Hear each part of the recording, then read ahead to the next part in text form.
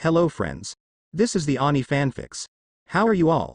So we are back with an amazing movie on what if Naruto controlled the essence of death. The first Shinigami Shinobi. Here's a summary. What is life after death? On the day of Naruto Uzumaki's birth, a terrible catastrophe struck that brought forth the very essence of death itself. Now with the help of a watchful cat, watch as young Naruto learns to grow with the powers and responsibilities entrusted to him, becoming the elemental nation's first ever Shinigami Shinobi. But before we begin, be sure to subscribe to our channel and like this video. Now let's begin. Silence. The deafening roar that came from the mighty natural disaster known as the Kyuubi no Yoko was quelled. Silenced by its ceiling, the surviving ninjas of the Hidden Leaf village known as Konohagakure stood in quiet unease at the sheer rampage that had been stopped by their great Yondaime, 4th Hokage. It was just an ordinary day in Konoha this morning, but that all changed during the setting sun as the mighty 9th Biju of the world appeared and started its rampaging destruction of their fair village. Countless lives had been taken by the beast, and as all hope seemed lost, their Yondaime Hokage, Konoha's Yellow Flash, made his appearance on the battle-hardened massive toad chief, Gamabunta. The battle between massive creatures ensued, but it seemed Gamabunta was fighting a losing battle. Every soul that was witnessing this clash of giants froze, as Kyuubi struck across the toad boss's eye, surely leaving behind a scar. But he did not dispel from the strike, and continued fighting the nine-tailed fox demon. The minutes that the two fought against one another seemed like hours to the people. Not a single person could do anything to help, as their interference would only hinder and get in the way of the chief toad. That kind of thing may ultimately result in the toad's death, something in which nobody wanted at this moment. The clashing continued, until something strange happened. Gamabunta looked behind him, and actually shed a tear. This was the last thing anyone saw before the great toad dispelled in a puff of smoke. The people's panic didn't even get time to set in, as a massive force of dread, gloom and despair seemingly appeared throughout the village. This force was definitely real, as even the demonic fox itself stopped in its track. And for a brief second, people could have sworn that it showed fear. And with a final roar of defiance, the Kyuubi's entire body seemed to dissolve into a red mist before shooting off into the direction Gamabunta was looking at, and then silence. The crying of a baby.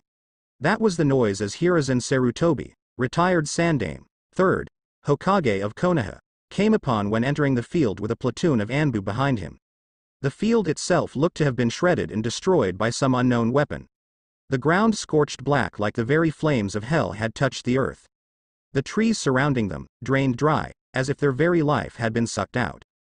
But as the ninjas that had followed their Sandaime leader, the elderly man himself did not take his gaze off what he was looking at.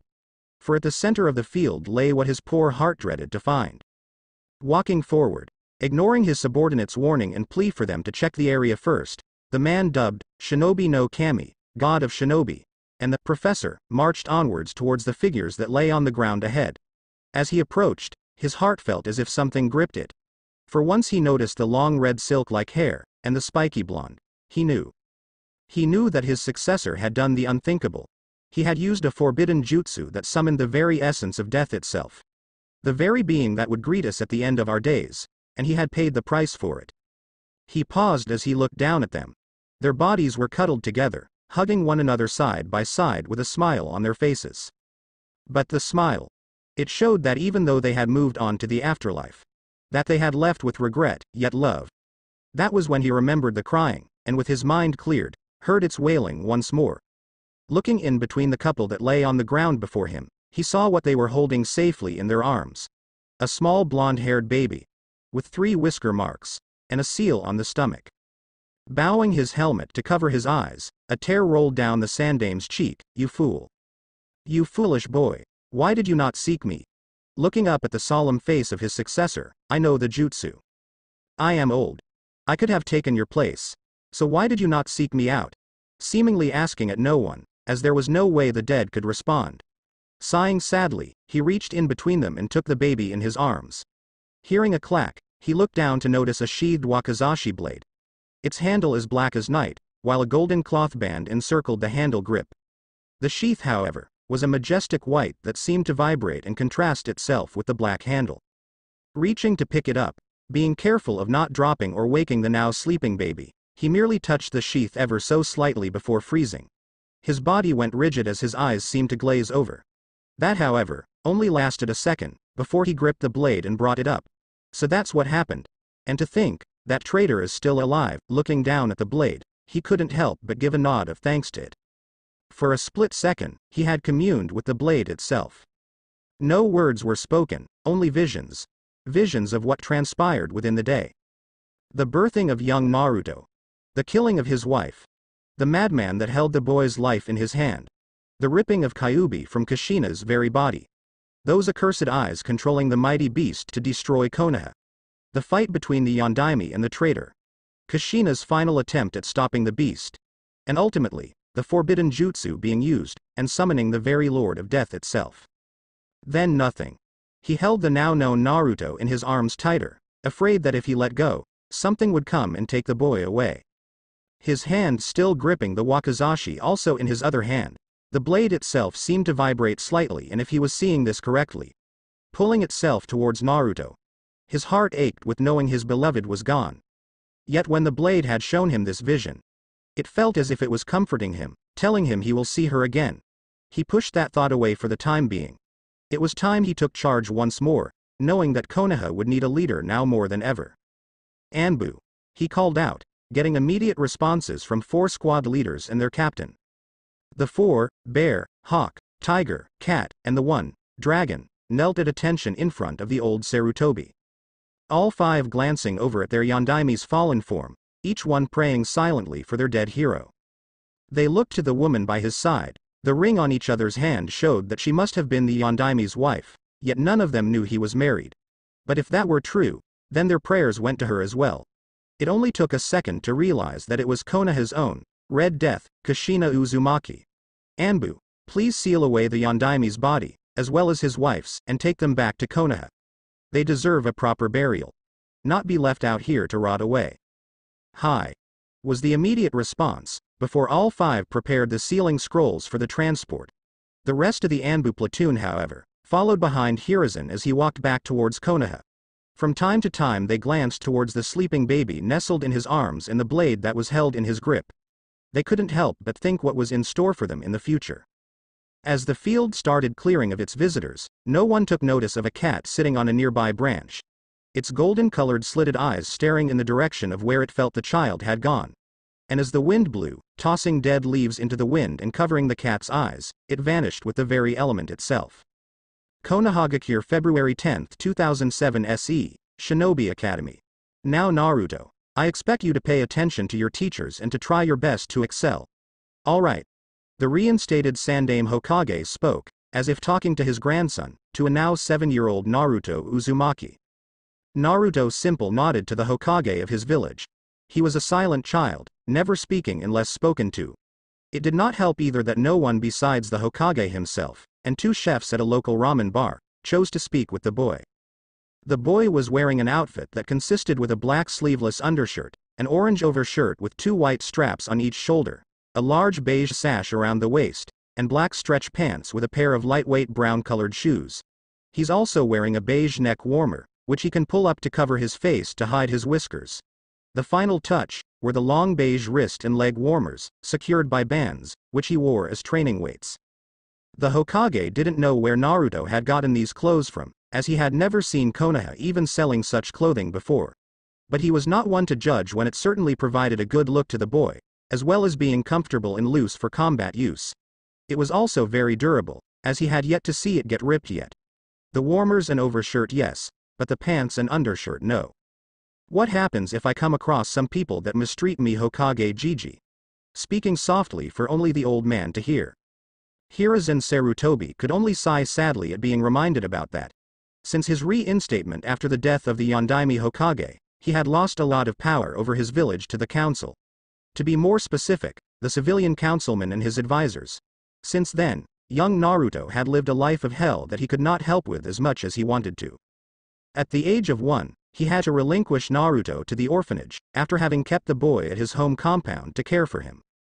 During that time, the council had taken much of the Hokage's power for their greed, and if he had stayed in his office as he should, he could have prevented it. But if he did, then Naruto would be left at the hands of his bodyguards. Most in which don't do their jobs properly. Some do, but even then they are limited due to mission needs to bring money into Konoha in their time of need. As the years passed, it wasn't long before he had found a young Naruto of 4, leaning against an alleyway nearby the Hokage Tower.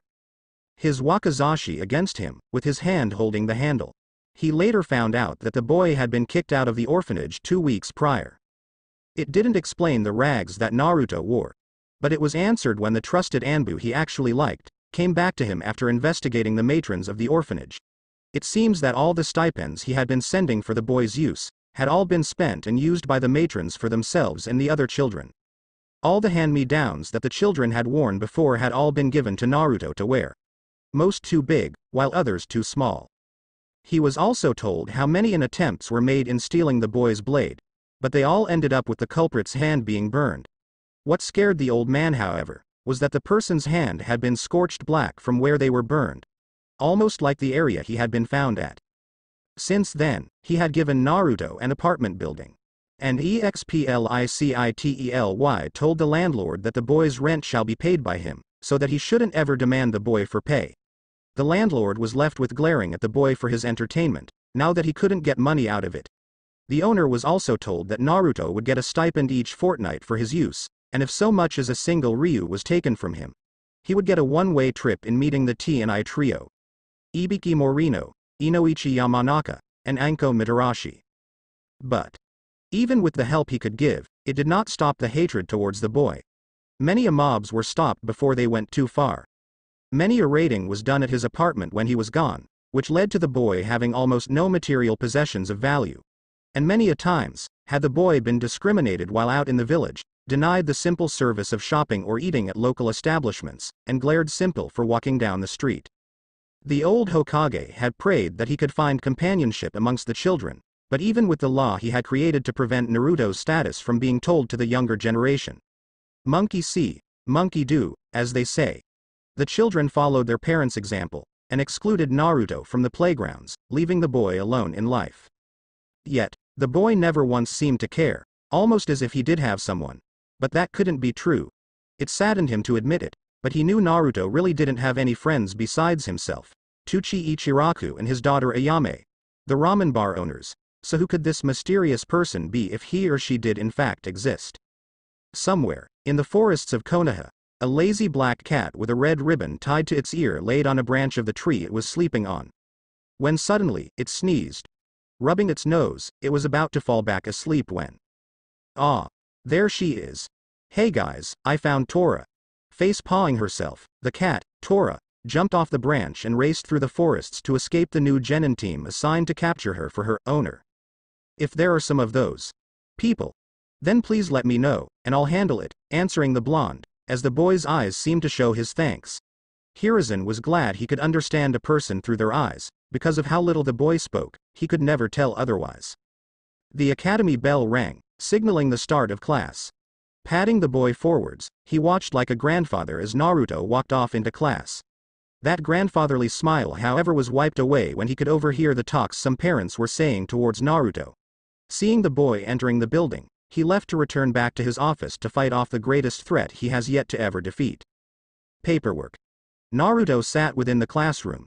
He had chosen to seat at the furthest corner to avoid being picked out, but knew it wouldn't help much once he's spotted. Sitting there, he couldn't help but hold his wakizashi close to his body. He had yet to find a proper name for the blade, as he knew many a swordsman had done so, to make them feel more connected, he guessed would be the correct term, with their blades. Sitting back, he watched as the students filed in. All civilian children, with only a few exceptions, clan heirs. There was Hinata Hyuga, the eldest daughter and current heiress of the Hyuga clan of Konoha. The Hyuga clan, holder of the Dujutsu bloodline, the Byakugan. The Byakugan, an eye mutation that allows the user to see in 360 degrees. Some say that is false by some degrees. Able to see through objects and be able to view a person's chakra network. They are also the users of the fighting style, the gentle fist. Though there is nothing gentle about being able to shut off a person's very life support by a mere touch. Painfully, he might add. Next was the Trio clan, as he likes to call them. Shikamaru Nara, a lazy genius from the Nara clan. Their clan are users of shadow manipulation, and the current clan head is Konoha's Jonin commander. They are also deer herders, which is something many overlook. Choji Akamichi, a Tube. Large big-boned boy from the Akamichi clan. Their clan are specialists in converting calories into chakra, which can be used with their hidden techniques, multi-size techniques, and varies related body enlarging jutsu techniques. The clan head is current owner of a large amount of eating establishments around Konoha. Last of the trio is Ino Yamanaka, heiress to the Yamanaka clan. That clan are one of the strangest. Their techniques revolves around projection of their soul, or mind, into other people's bodies to gather information, interrogate, are simple to use the enemy's own body to infiltrate, assassinate or destroy the enemy's forces from within. The current clan head is a leading member of the T&I, Torture and Interrogation, department, with Ibiki and Anko at the top with him. Next were two boys Naruto had a very hard time either ignoring or simply wishing they'd leave him alone. Kiba Inuzuka, heir of the Inuzuka clan. Their clan are known for their use of ninkin as fighting companions. The clan head is the current leader of Konoha's Hunter Squad, a squad specially made for hunting down their missing nins before their secrets are told or extracted. It wasn't that Naruto hated the clan per se. He loved Sume and Hana, as the two of them were always kind to him. Kiba on the other hand was arrogant, always thinking he was top dog, and that he believed women belonged to him. Pervert. It also didn't help that Naruto didn't like dogs much. They were okay, like Sume's partner Kuromaru, or Hana's Haimaru brothers. It was just Naruto was more of a cat lover. Then there was Sasuke Uchiha. Last, loyal, Uchiha of Konoha, after the Uchiha massacre done by Itachi Uchiha, a man known as a prodigy of the Uchiha clan. Their clan were constant rivals of the Senju clan, before the Senju numbers dwindled to just one left, and then their rivalry went towards the Hyugas. He couldn't understand that clan's attitude, especially towards proving they were the best, which unfortunately Sasuke picked up the habit of believing, and their dujutsu didn't help either. The Sharingan Eye, a basic copycat eye that allows the Uchiha to see and copy the enemy's move against them. Some believed they could predict the future, but such claims are hugely mislead. Since the Uchiha massacre, Sasuke has become the embodiment of emo awareness.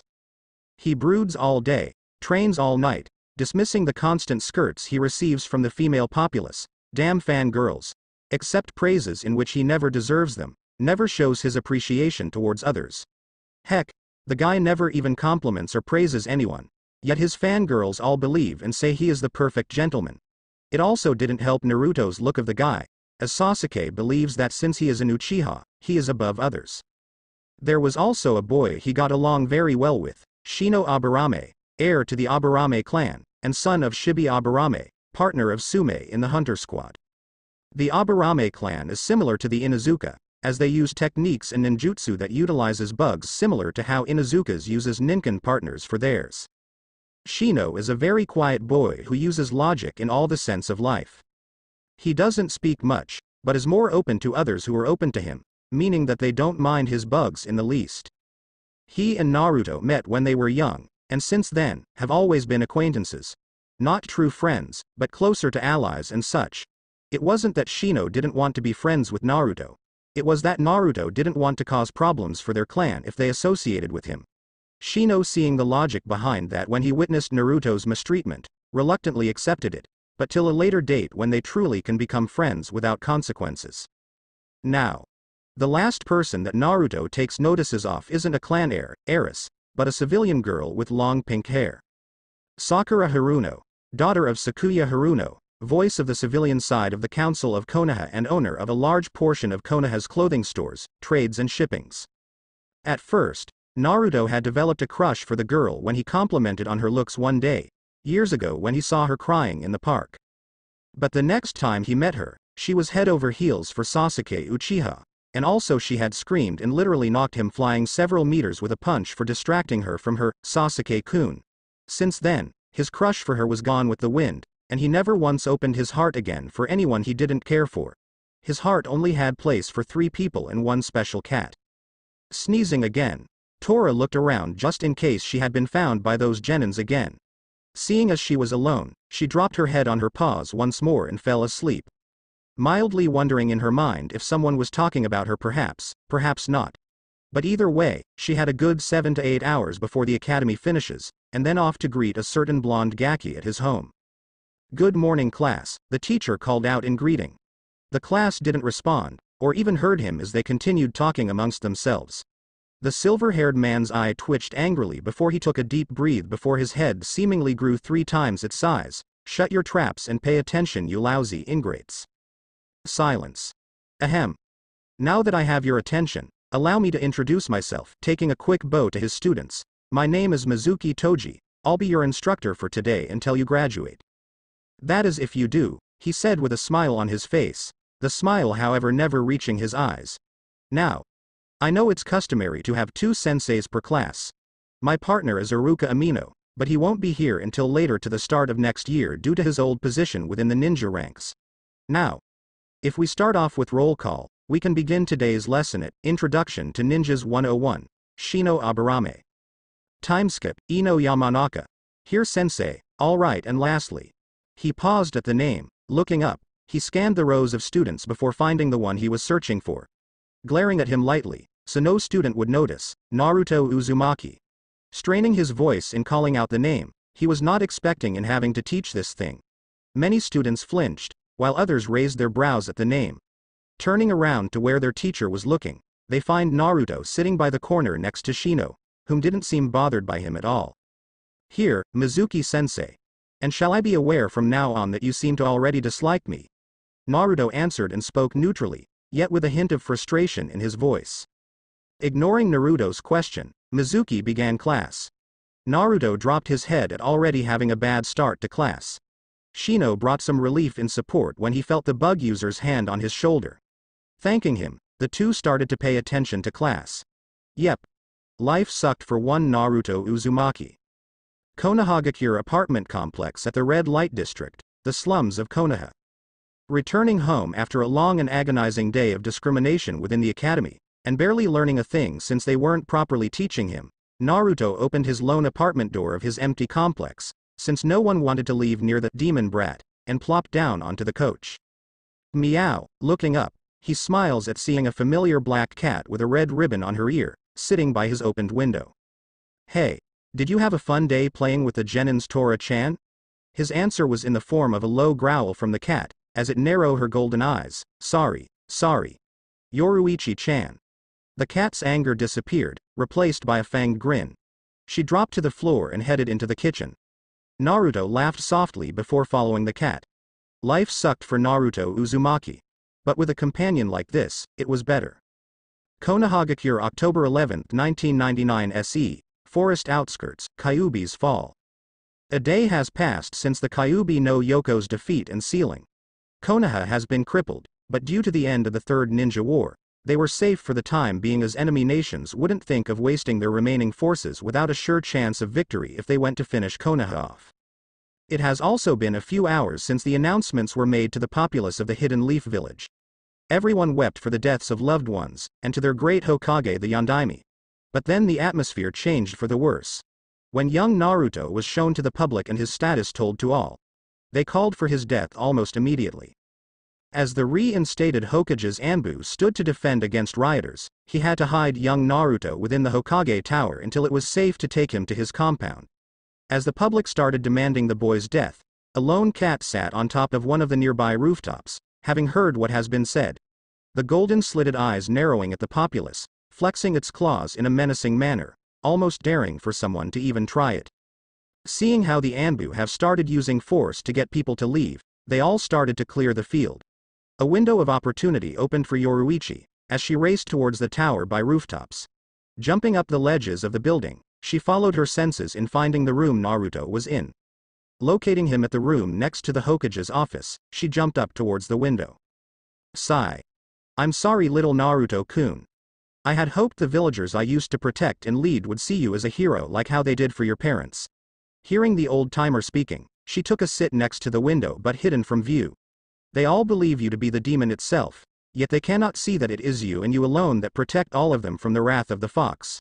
Please forgive me, Minato-kun, Kushina-chan. I'll do all I can to protect your son." Hearing the door inside opening and closing, Yoruichi moved up and peered inside.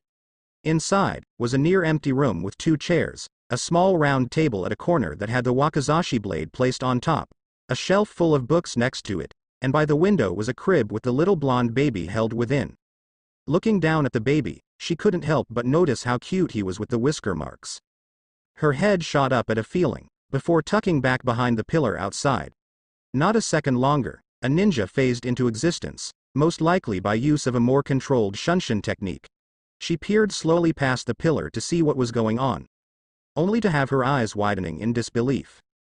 The ninja was wearing a blank mask, no specific markings to identify him. Yoruichi watched as the unknown nin pulled out a kunai and raised it into the air with one hand, as the other reached out to grab the baby. He was going to kill him.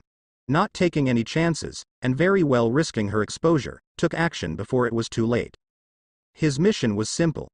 Infiltrate the Hokage Tower, locate the Kyuubi Jinchuriki, power of human sacrifice, and eliminate him. His master had given the order knowing that he wouldn't be able to take the child into his program to forge it into a weapon. So he settled for finishing what the Yondaime started. Even if Kyuubi were to reform in a few years, he would be prepared in sealing it into a more suitable host. Raising the kunai into the air. Time to die for the greater good of Lord Danzo, Jinchuriki, crash. Meow. Wa-arg. Before he could make the kill, the window shattered inwards, waking the boy up as he cried. But what the nin wasn't expecting was for a black cat to bolt inside and scratch him to the ground. What was even weirder was that the cat's claws literally cut through his mask clean in 3 sections, leaving his face free to be seen. His clear pupil-less eyes wide in shock. Recomposing quickly, thanks to his years of intense training, programming, he backhanded the cat hard and sent it flying to the wall. Expecting the cat to stay down, he returned to finish the job. With the noise that blasted cat done, it no doubt alerted the occupants of an intruder. Getting ready to finish off the crying brat, he was not prepared for the cat to land against the wall feet first, then propelling back towards his exposed back. But the back wasn't the target. Vanishing in a burst of speed, the cat re-phased at the windowsill in front of him. The nin blinked in surprise at seeing the cat in front of him, but then all he saw was darkness. Hearing noise coming closer to the room, Yoruichi looked down at Naruto once more. The baby's crying settling down, as if sensing the danger gone, and opened its teary blue eyes to look up at her. A smile and giggling was Naruto's response at seeing the black cat. Yoruichi merely eyes smiled at the infant. Hearing the panic footsteps coming closer, she made her escape before being found. Landing by a rooftop across the tower, but leveled to see inside the same room Naruto is in, she watched as Hiruzen and a squad of Anbu entered the room and discovered the decapitated body of a missing Hyuga. Tongue marked, mind wiped, and forehead branded, it was clear they would not be discovering any secrets from the corpse. Sandame-sama. This is Hikato Hyuga, Dragon reported, after inspecting the body. His subordinates taking the corpse to the morgue to be studied then cremated. He was reported by Hiyashi-sama missing for several years, sir. He disappeared at the age of 5, and no clues were found for his whereabout. What is your orders, sir? Hiruzen looked at the body of a 17-year-old Hikato Hyuga being taken, while a single Anbu unit had his head tucked under his arm. He then looked down at the remains of a broken unmarked, blank mask.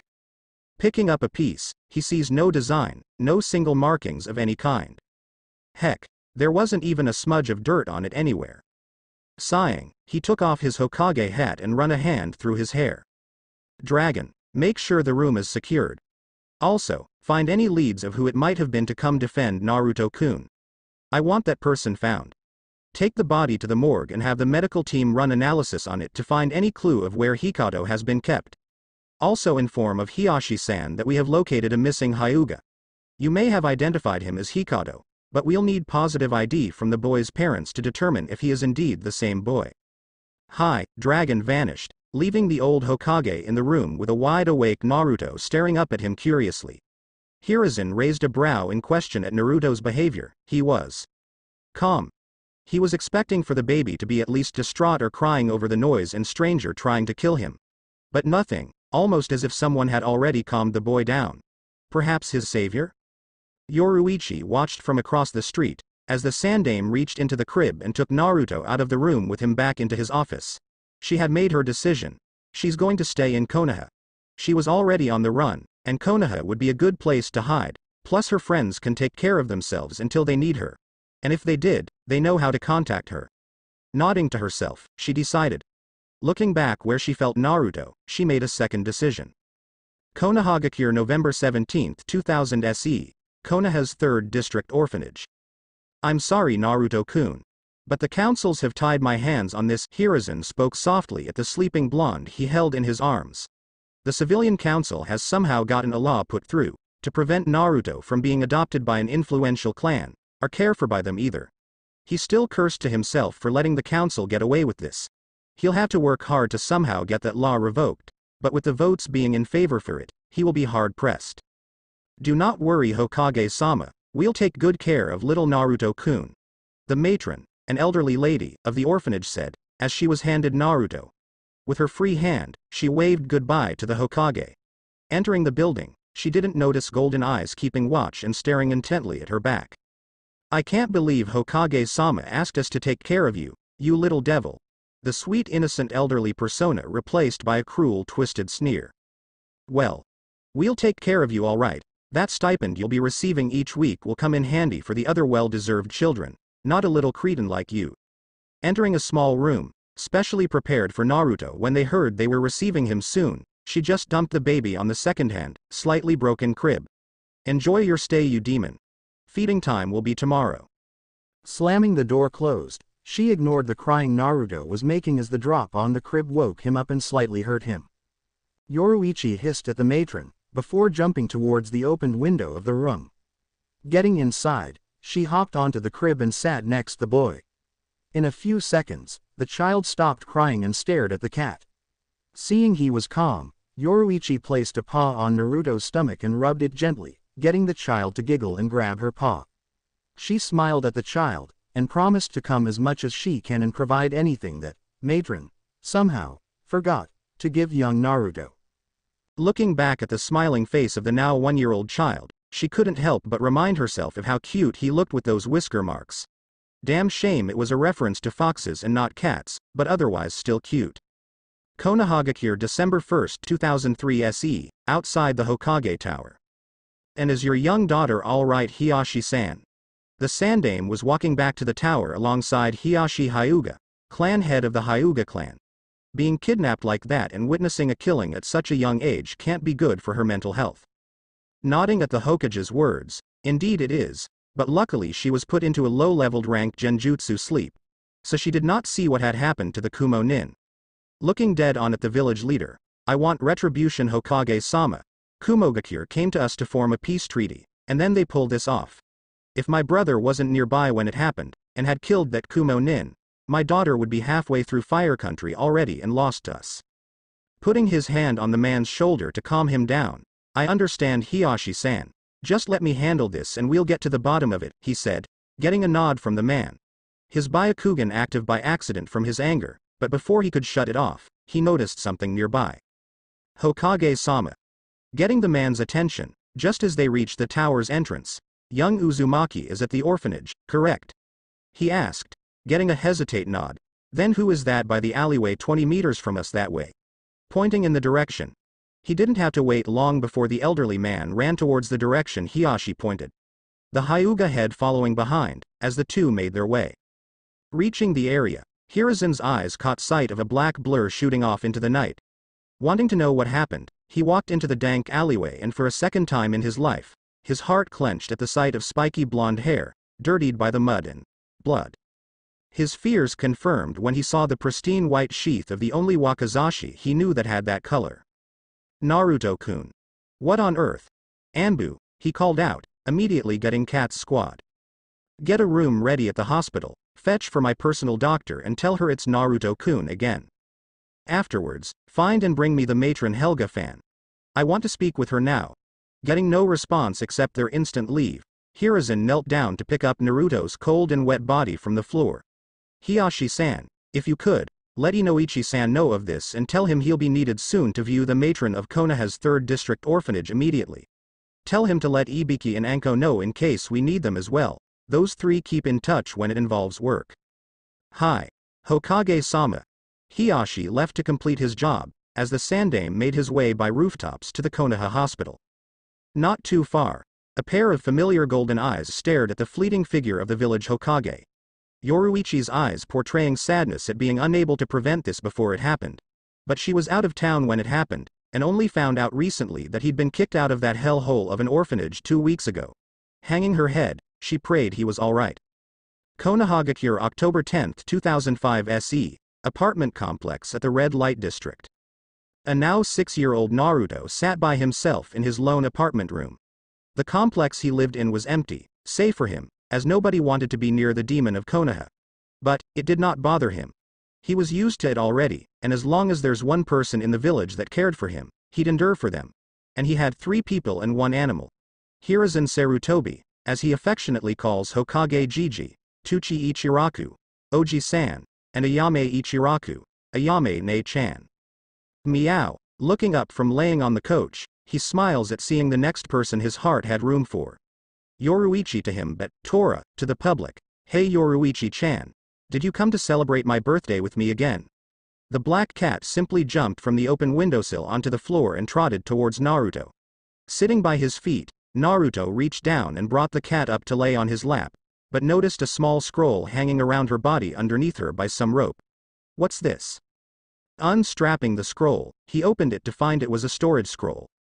Knowing what to do, as he had seen and been taught how to by his Jiji, Naruto used his chakra and opened the scroll.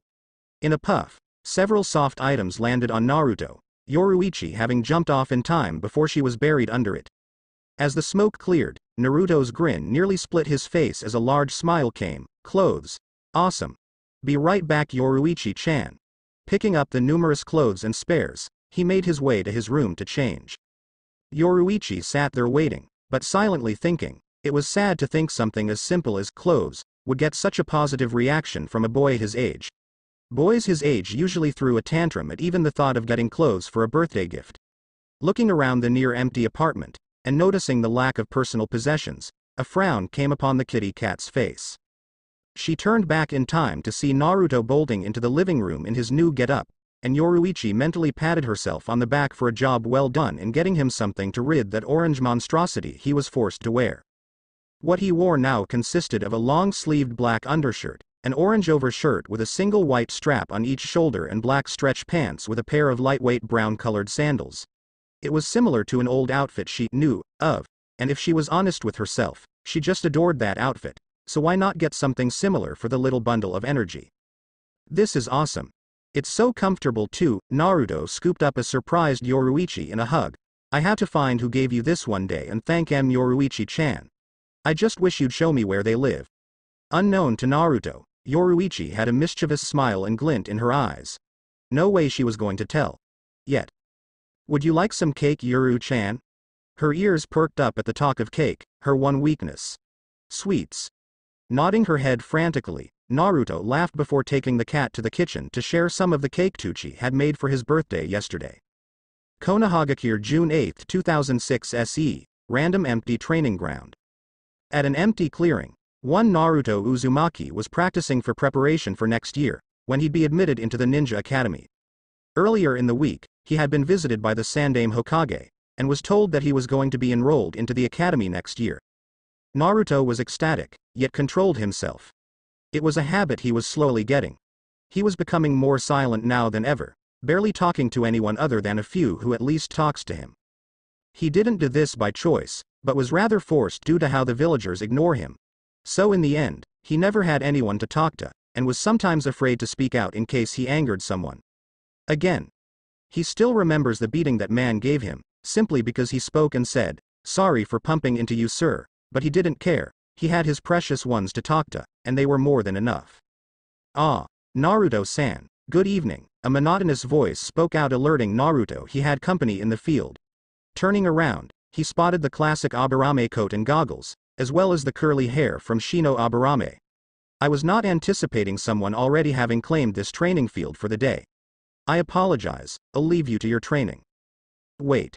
Shino, if you want, you can train here as well," Naruto called out, just as Shino was turning to walk away. He got a nod of thanks from him before turning around and walking onto the field. The two took some of the field between each other for room, and continued their training. During this, Shino glanced from time to time as Naruto clumsily went through a set of katas and moves before either tripping over himself, or simply making the incorrect strikes. "If I may, Naruto-san," getting the boy's attention, "what is that style you're doing? It appears you have some difficulty with it, no? Ah. Rubbing his head embarrassed, I'm not sure what it is, but I received it from a scroll yesterday and have been practicing it for next year when I enter the academy. Shino's eyebrows rose in surprise. You only got it yesterday, and you're enrolling in the academy next year. I am as well, and I have to say that style seems to support close combat more than anything. I was actually half expecting you to find a style that incorporated ninjutsu with taijutsu, something similar to the Cobra style, or the Water Lily style. It was a gift. I didn't find the scroll, it was delivered to me, Naruto confessed. He trusted Shino, as he had met the boy last year during a bug hunt, while he was looking for a stream to practice at. Since then, the two had become acquaintances. I just wanted to have a fighting style at hand, in case I don't properly get taught one at the academy. Shino shook his head. I still do not see the logic behind your mistreatment, Naruto-san. Looking at his acquaintance, and I still don't understand why you do not wish for help from my clan. My father has strongly suggested me to let you know time and time again. Sigh. I appreciate it, Shino, I really do. Rubbing his face in frustration, but if people saw your clan helping me, it will only bring trouble for you and your family. The two went silent by this, before they resumed their training. Hiding by the shrubs of a nearby tree, sat Yoruichi. Her eyes proudly watching as Naruto went step by step going through the katas she had given him. A style of fighting in which she knew all too well. And only a single other person knew of it besides the creator. Konohagakure, February 11, 2007 SE, apartment complex at the Red Light District. Morning rose for the new day, the sunlight peeking through the cracks in the curtains and shining down on the sleeping face of Yoruichi. Blinking at the intrusion, she stretched outwards before standing up from the bed and hopping to the floor. Looking around, she notices she's still at Naruto's apartment. Glancing back, she sees Naruto still sleeping on the bed. She enjoyed the times she slept here. Ever since Yoruichi chose to stay in Konoha, she had the misfortune to be found by the wife of the daimyo of Fire Country, Lady Shijimi. A rather large woman with brown hair, during a visit from his lordship. And since then, the lady had adopted her, loved her, and cared for her. She shuddered uncontrollably at thoughts of what those meant to Lady Shijimi. It was no wonder her old cat had disappeared. That woman would squeeze the life out of you. But she did enjoy those genin missions to capture her, as it always kept her on her toes. They even started to keep record on how long it would take to even catch her. The longest so far had been 3 days, give or take a few hours, while the shortest was a day and a half. She still wonders why they never seemed to give up after a day, but it was fun either way. Trotting over the Naruto's side of the bed, she jumped on near his face. Licking his cheek, she got a groan from the boy before his eyes opened up. She sat at the edge waiting for him to blink the Sandman's sand from his eyes and notice her. Wah!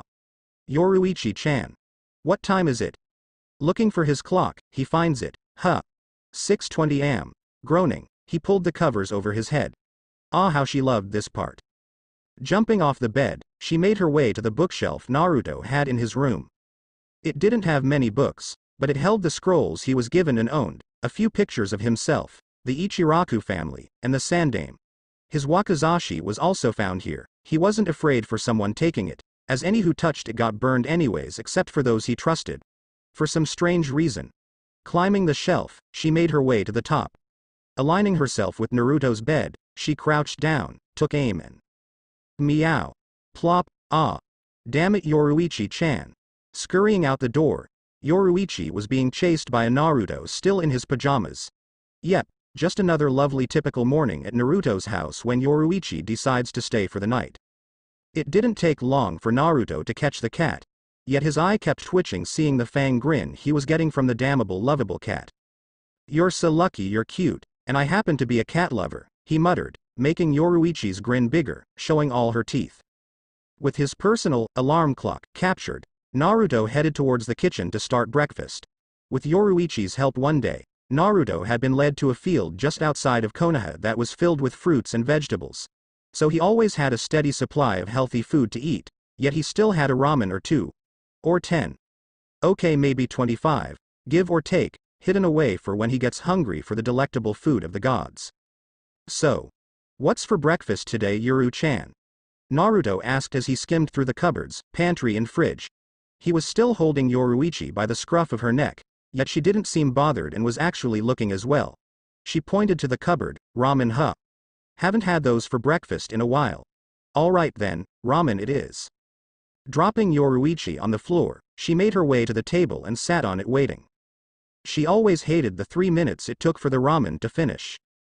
As soon as it was done and brought over, and Naruto placing hers in front of her, she dug into her meal, Naruto following behind as the two inhaled it in mere seconds. On YouTube, watch, Yoruichi eats a lot. You'll see. Finishing their meal, and waiting for Naruto to get dressed, Yoruichi walked out of the apartment with the young swordsman before needing to head off. Taking one last glance at him, Naruto scratched behind her ear. Guess I'll see you later, Yoruichi-chan. Take care and give those genin a good workout, chuckling lightly at the thought as Yoruichi bounded off down the streets.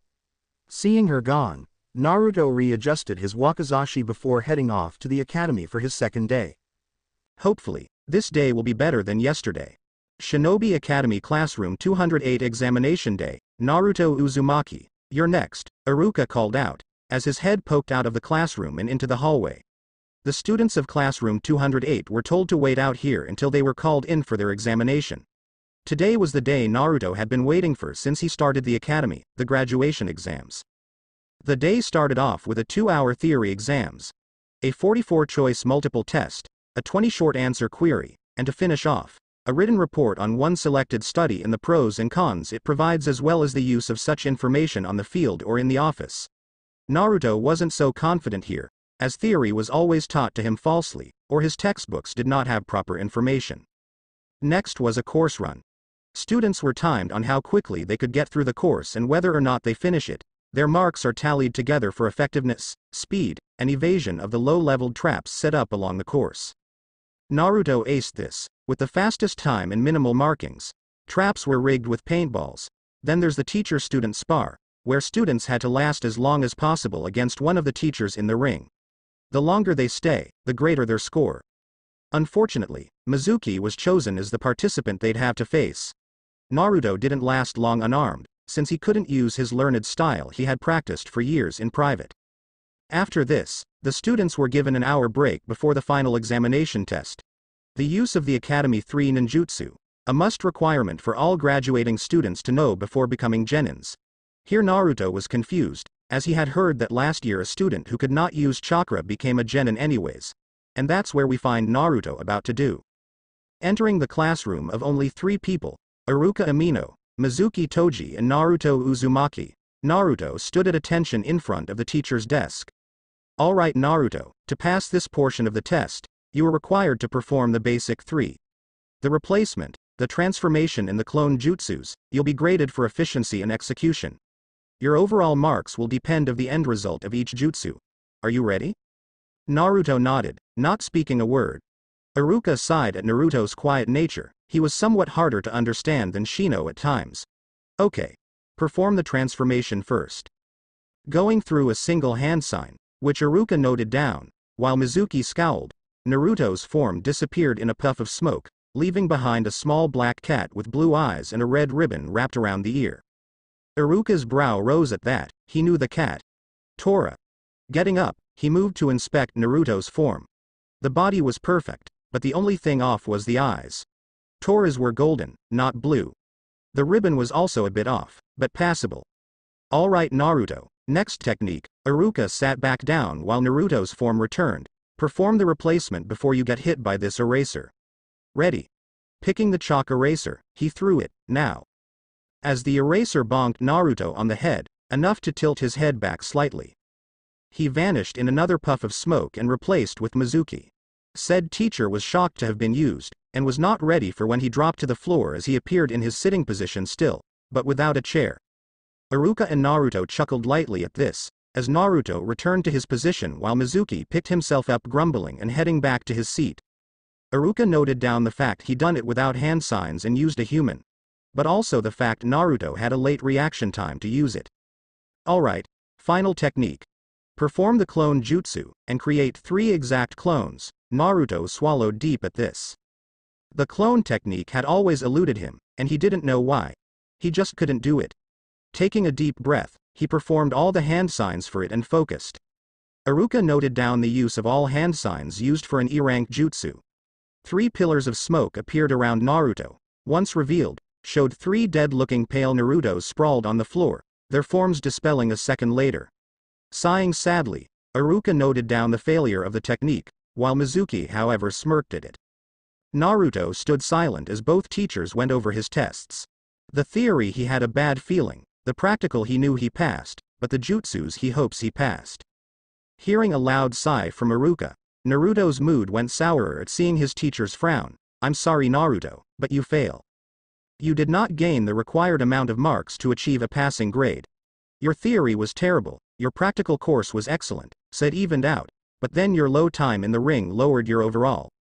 The failure to perform the clone jutsu was what brought you down below passing unfortunately, despite your good work for the other 2 jutsus, he explained to the downtrodden student. Nodding his head in acceptance, he left the classroom in silence. When exiting, the word started spreading of his failure. So the dobi didn't pass. Came the insult from Sasuke, should have quit before to save yourself the embarrassment dobi, his words getting laughs from a few other passing students. The only ones not laughing were a few. Hinata, Shino, Shikamaru, Choji and Kiba. The reason why Kiba wasn't joining in the laughing was because Naruto had beaten him numerous times in taijutsu, and in doing so has earned his respect. So seeing the blonde fail his exams, Kiba knew it was a harsh blow to the neck-warmer-wearing teen's pride most likely. Walking past the taunting students, Shino grabbed his wrist before he left. Which jutsu caused you to fail? Naruto looked at him before facing forward again. Clone jutsu, getting Shino to let go. Naruto left the hallway, and decided to sit at his favorite spot. The swings. Shino sat there watching him leave, but couldn't help but think something must have went wrong besides that. By all logic, Naruto should have passed. Naruto sat there looking at the happy families congratulating their child's achievement, many of which took notice of Naruto and his missing headband. He tried to ignore the whispered talks the adults were saying amongst each other. But constantly hearing the words, demon brat, monster, and the such always hurt him. Oi Naruto, there you are, hearing a voice. Naruto looked up to see Mizuki walking up to him. Don't let Iruka Baka get you down boy. He was just following regulations. I'm sure you can understand. Naruto nodded before looking back down at the ground. Seeing an opening, but I can help you. Mizuki got his attention, even if it was slightly. There's a makeup test you could do, and if you pass, you'll be made an instant genin of Konoha. So, interested? Naruto thought the pros and cons of this, but decided almost instantly, I'm game Mizuki-sensei. What do I have to do? Motioning for Naruto to follow him, he led Naruto away from the academy and discussed the makeup test, and what was needed to do. Neither one took notice of the watchful golden eyes of Yoruichi as she glared at Mizuki. Konoha Forest random clearing located to the north of Konoha. Panting in exhaustion, Naruto looked down at the open scroll before him. Konoha's scroll of ceilings. It was a large scroll containing numerous jutsus, both forbidden and unusable to many. But there was also a lot of interesting jutsus that could prove helpful. He had found a section specifically for kenjutsu, sword fighting, which he copied down for later study. What really had him interested, however, was the clone jutsu section in the scroll. Unlike the E-rank technique he had failed to do, these ones were higher ranked and required more chakra to perform. So with a spare sheet, he had copied down anything he found useful and doable for him. After that, he had spent whatever time he had left before Mizuki arrived, and practiced one of the techniques from the section to perform. The Shadow Clone Jutsu technique. For the next hour or so, he practiced to at least get the technique working. And succeeded. But by the end, it had left him drained. Many of fails had drained his chakra, but by the time he got it, his reserves were low and easy to control, thus helping him get the technique right. Naruto. Blinking owlishly, he turned to see Iruka entering the field with a scowl on his face. Finally I found you. Do you have any idea what you have just done? Iruka-sensei. Are you here to test me as well? I thought Mizuki-sensei said only he was going to test me for this, muttering to himself at the end. He missed Iruka's questioning look. Before he could respond, however, a sound caught both their ears. Moving to grab Naruto, he was surprised to see the boy already moving to avoid. Not wanting to get struck, Iruka dodged the demon windmill shuriken that just missed him. Well, well, well. The taunting voice of Mizuki echoing the forest around them. I was only expecting to find Naruto here, It is a surprise to see you here as well, Iruka. Maybe it was a bad idea to have told you of what Naruto did after all. Mizuki walked out into the clearing, holding a second demon windmill in hand. Mizuki, what are you doing? The silver-haired man merely smirked at Iruka before spinning the second shuriken. Iruka, taking the hint, realizes that Mizuki must want to kill them. But why? His eyes widened when he remembered what Naruto said earlier. Mizuki was here to test him, so it must have been him to give Naruto that task to steal the scroll. It got Konoha's scroll of sealings out of the tower. It made it look as if Naruto had stolen it, and by being so far from Konoha, Mizuki can kill Naruto, take the scroll, and escape Konoha. Which means, you're betraying Konoha. Why? Why would you do that, Mizuki? What about your friends, your peers, your fiancé? The smirk turned to a sneer as Mizuki scoffed, Konoha. Konoha has fallen from grace for allowing this demon to live. My friends and peers all don't take me seriously and mock me behind my back for ending up as an academy teacher. And as for my fiancé, well, that's a real darn shame, ain't it? Turning to Naruto's cautious form, tell me, Naruto, do you want to know why Konoha seems to hate you? Iruka's eyes widened as panic struck. Mizuki, what are you doing? That's forbidden, Mizuki. Grabbing the first demon windmill shuriken that had missed them, he tossed it towards the traitor, only for him to jump over it and grab it by the handle hole in the middle. See that, Naruto? Even Iruka knows, but doesn't want to tell you, or for you to know, his smile returning, but maliciously. Almost 15 years ago when the Kyuubi no Yoko attacked, our Yondaime-sama didn't kill the beast, oh no. Mizuki. Don't you dare. That's forbidden. Iruka's words not affecting the man bit. And Iruka didn't have a weapon strong enough to face Mizuki while the man had 2 demon windmills ready. He sealed it, Naruto. Pointing a finger at Naruto's form, the boy's eyes slowly widening, he sealed it into a newborn that night. You are the Kyuubi no Yoko Baka. You are in a weakened state that our great Yondaime-sama has done to allow us to kill you. But that fool Sandaime prevented us. However, spinning one of his shurikens like a buzzsaw, he threw it. Now I can kill you. Sadai Kyuubi. Squelch. Drip. Drip. Staring up in shock, Naruto was knocked down and protected by Iruka, who had taken the shuriken to the back. The blade digging deep into the man's back, but luckily not striking anything important, yet. Naruto was shocked by this. Why? Iruka painfully opened his eyes at his student who spoke. Why would you defend me? Don't you hate me as well? No. I used to, don't get me wrong. I'm not so innocent either. The scared man confessed. I hated you before for what you held, the beast that took my family. But, over time, I saw how different you two are. And I saw Naruto Uzumaki, behind the title of jailer. You are you, not the Kyuubi. He strongly said this, making sure Naruto heard it clearly. You are the jailer of the beast. You protect all of Konoha simply for living. And we can't thank you enough for it. Clapping was heard, as Naruto helped Iruka to sit while taking the shuriken out. The pair watched as Mizuki mockingly clapped at Iruka. Bravo, Iruka. To have fallen as low as to be one of those demon lovers, I'm surprised you didn't want to take this chance to avenge your family. Naruto. Iruka spoke lowly for only Naruto to hear. Take the scroll, and head back to Konoha. You must protect Konoha's secret techniques at all cost. I'll hold Mizuki off until help arrives, but you must prevent him from getting that scroll and ending you life. Now go. The last part shouted to get Naruto moving. Naruto's mind snapped to attention and did as he was told. Grabbing the scroll, he made a mad dash into the forest. Oh no, you don't, freak. Throwing the second shuriken towards Naruto, he was not expecting Iruka to get in the way and deflect it with 2 kunais.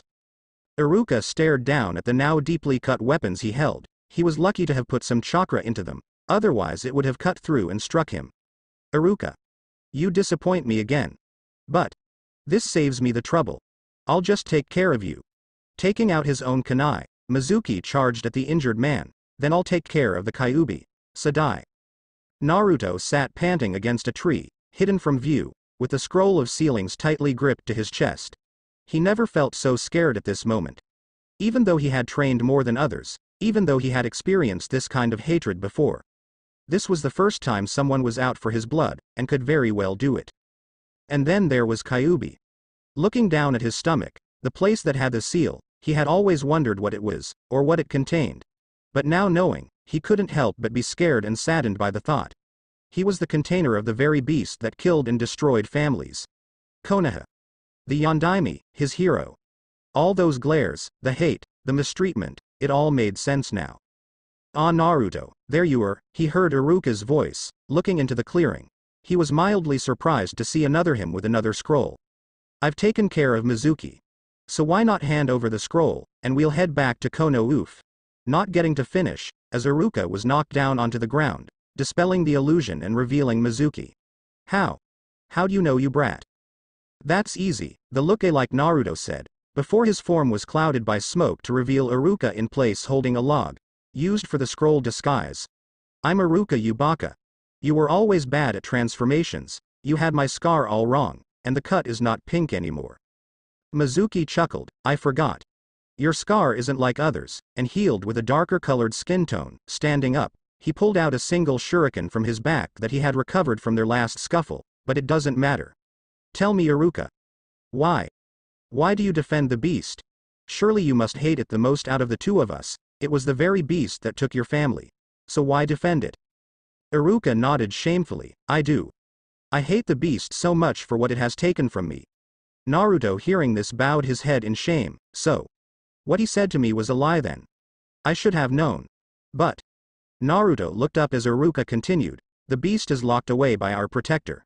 He is Naruto Uzumaki, not the Kyuubi. And when Naruto grows up, he'll tame the beast and bring a new shining glory to Konoha as he becomes its new Godem Hokage. That's who he is." Mizuki looked at Iruka with a blank look, before slowly chuckling, and then laughing uncontrollably. "You poor deluded fool, you still believe that crap of him not being influenced by the beast? Tame him? Becoming the Godem? That's a fool's dream. One in which he will never achieve. You want to die as a hero, defending the Kyuubi brat, then by all means. Let me help you." Once more charging at the man. Naruto watched in horror as Iruka's injuries were getting the better of him, and could barely even stand. Seeing Mizuki charging, he didn't know what to do. He wanted to protect Iruka, the man that had hated him but later saw him for him, not Kyuubi. Just as Mizuki was about to reach Iruka, time seemed to have frozen. But not him. The area began darkening, almost like he starting to dream. The field was gone, but soon light started filling the empty void. Blocking out the light as much as he could, he watched as a gentle field with various flowers and plants came into existence, the area surrounded with a circling of tall trees bigger than he has seen in Konoha, and finally was the thin layer of morning mist that blanketed the field as the crescent moon shined down upon it. "Welcome, Naruto-kun. I have been waiting to finally meet you face to face," a soft melody of a voice spoke out.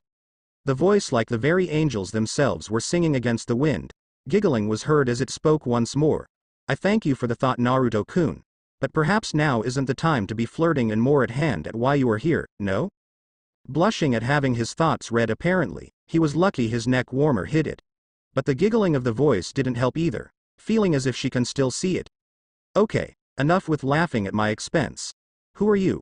Where are you?" Hearing soft footsteps behind him, he turned to see a silhouette walking towards him. As the person came closer, Naruto could clearly see the person, or angel, before him.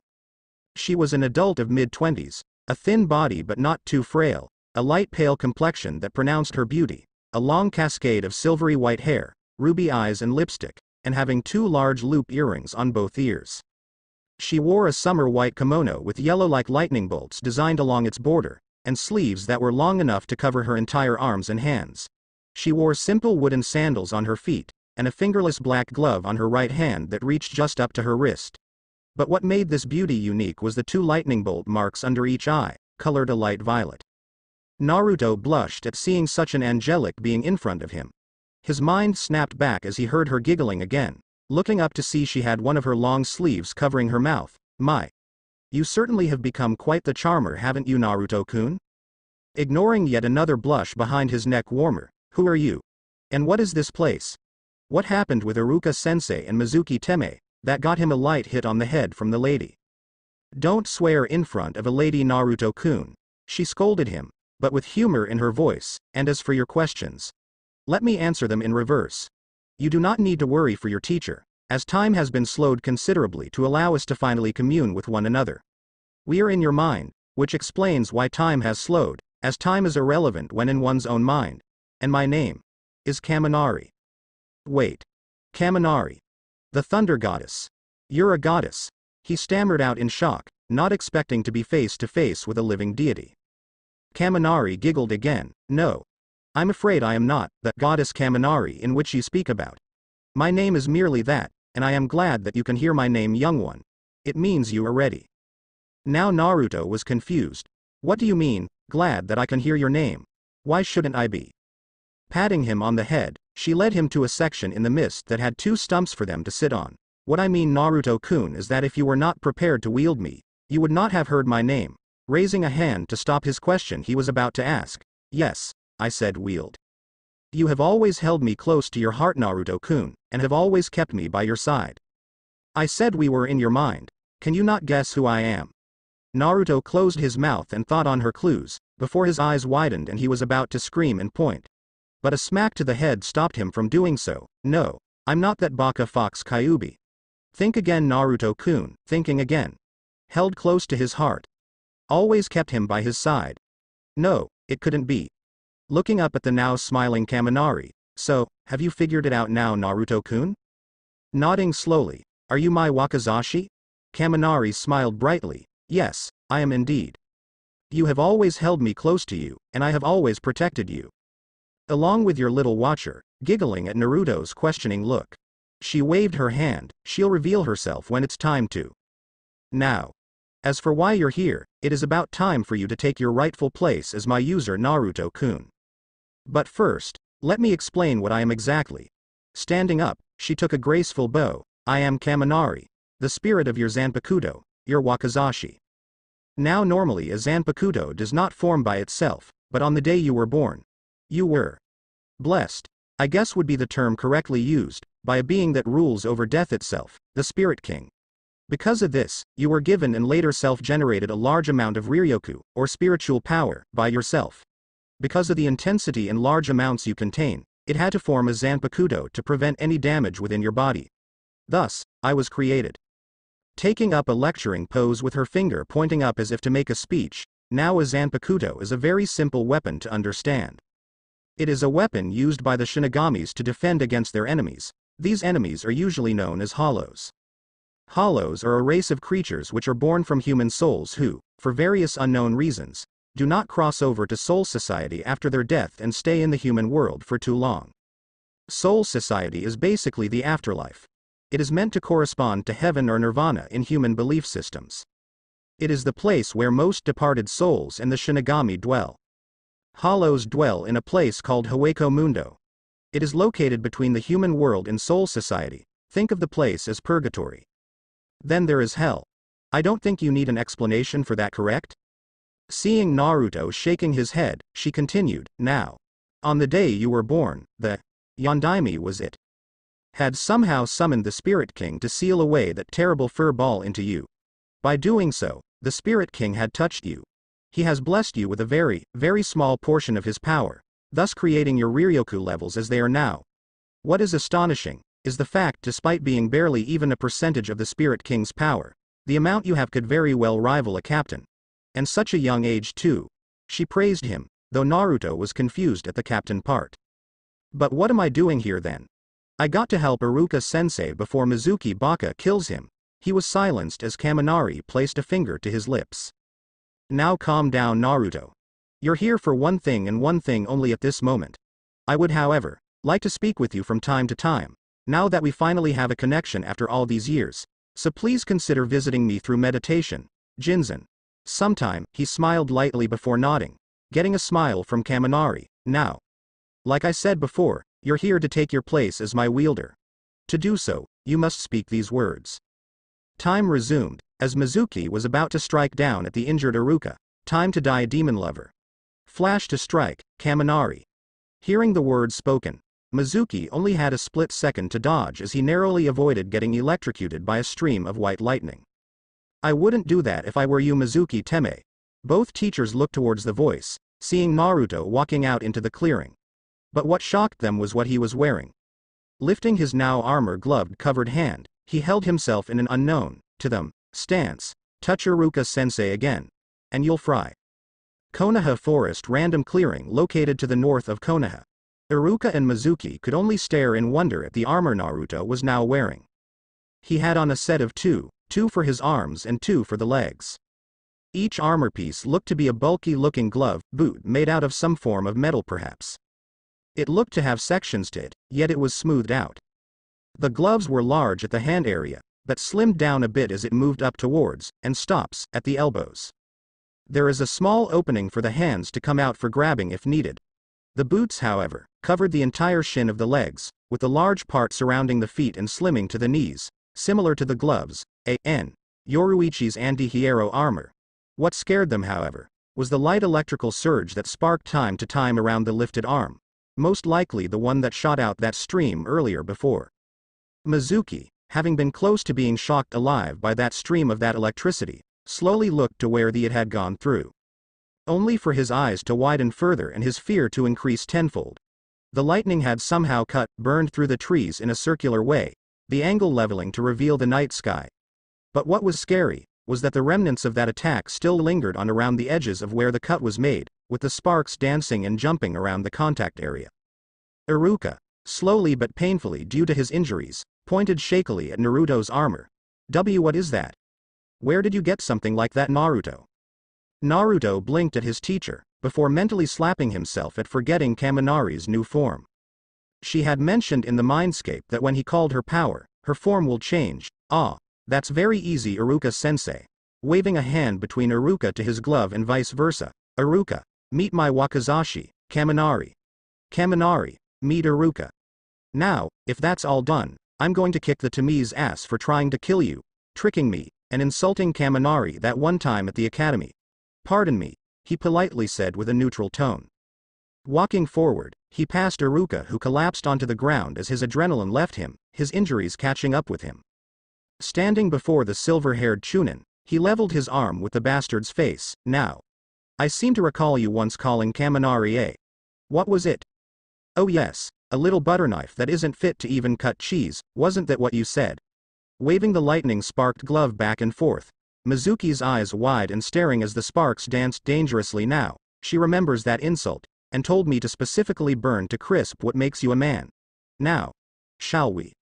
In a burst of static, Naruto had jumped and was already within Mizuki's range in mere seconds.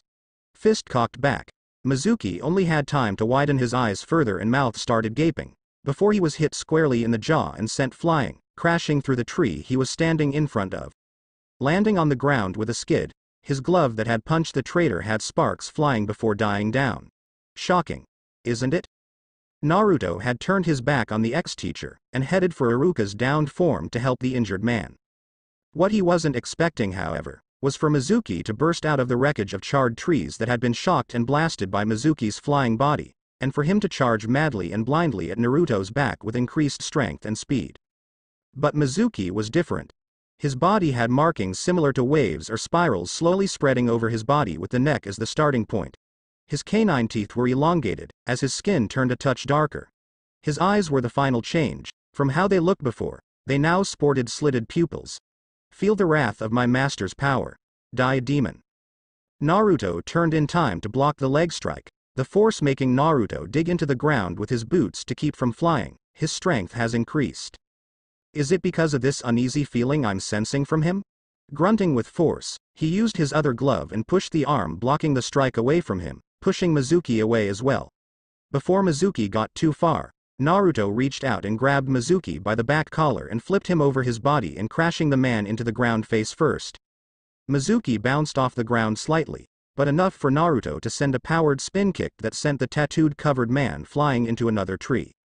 Slamming into the tree, Mizuki grunted as his body dug into the tree slightly to leave an imprint of his back. Anger flaring, the markings over his body started increasing and closing up to turn his skin a tad darker than before.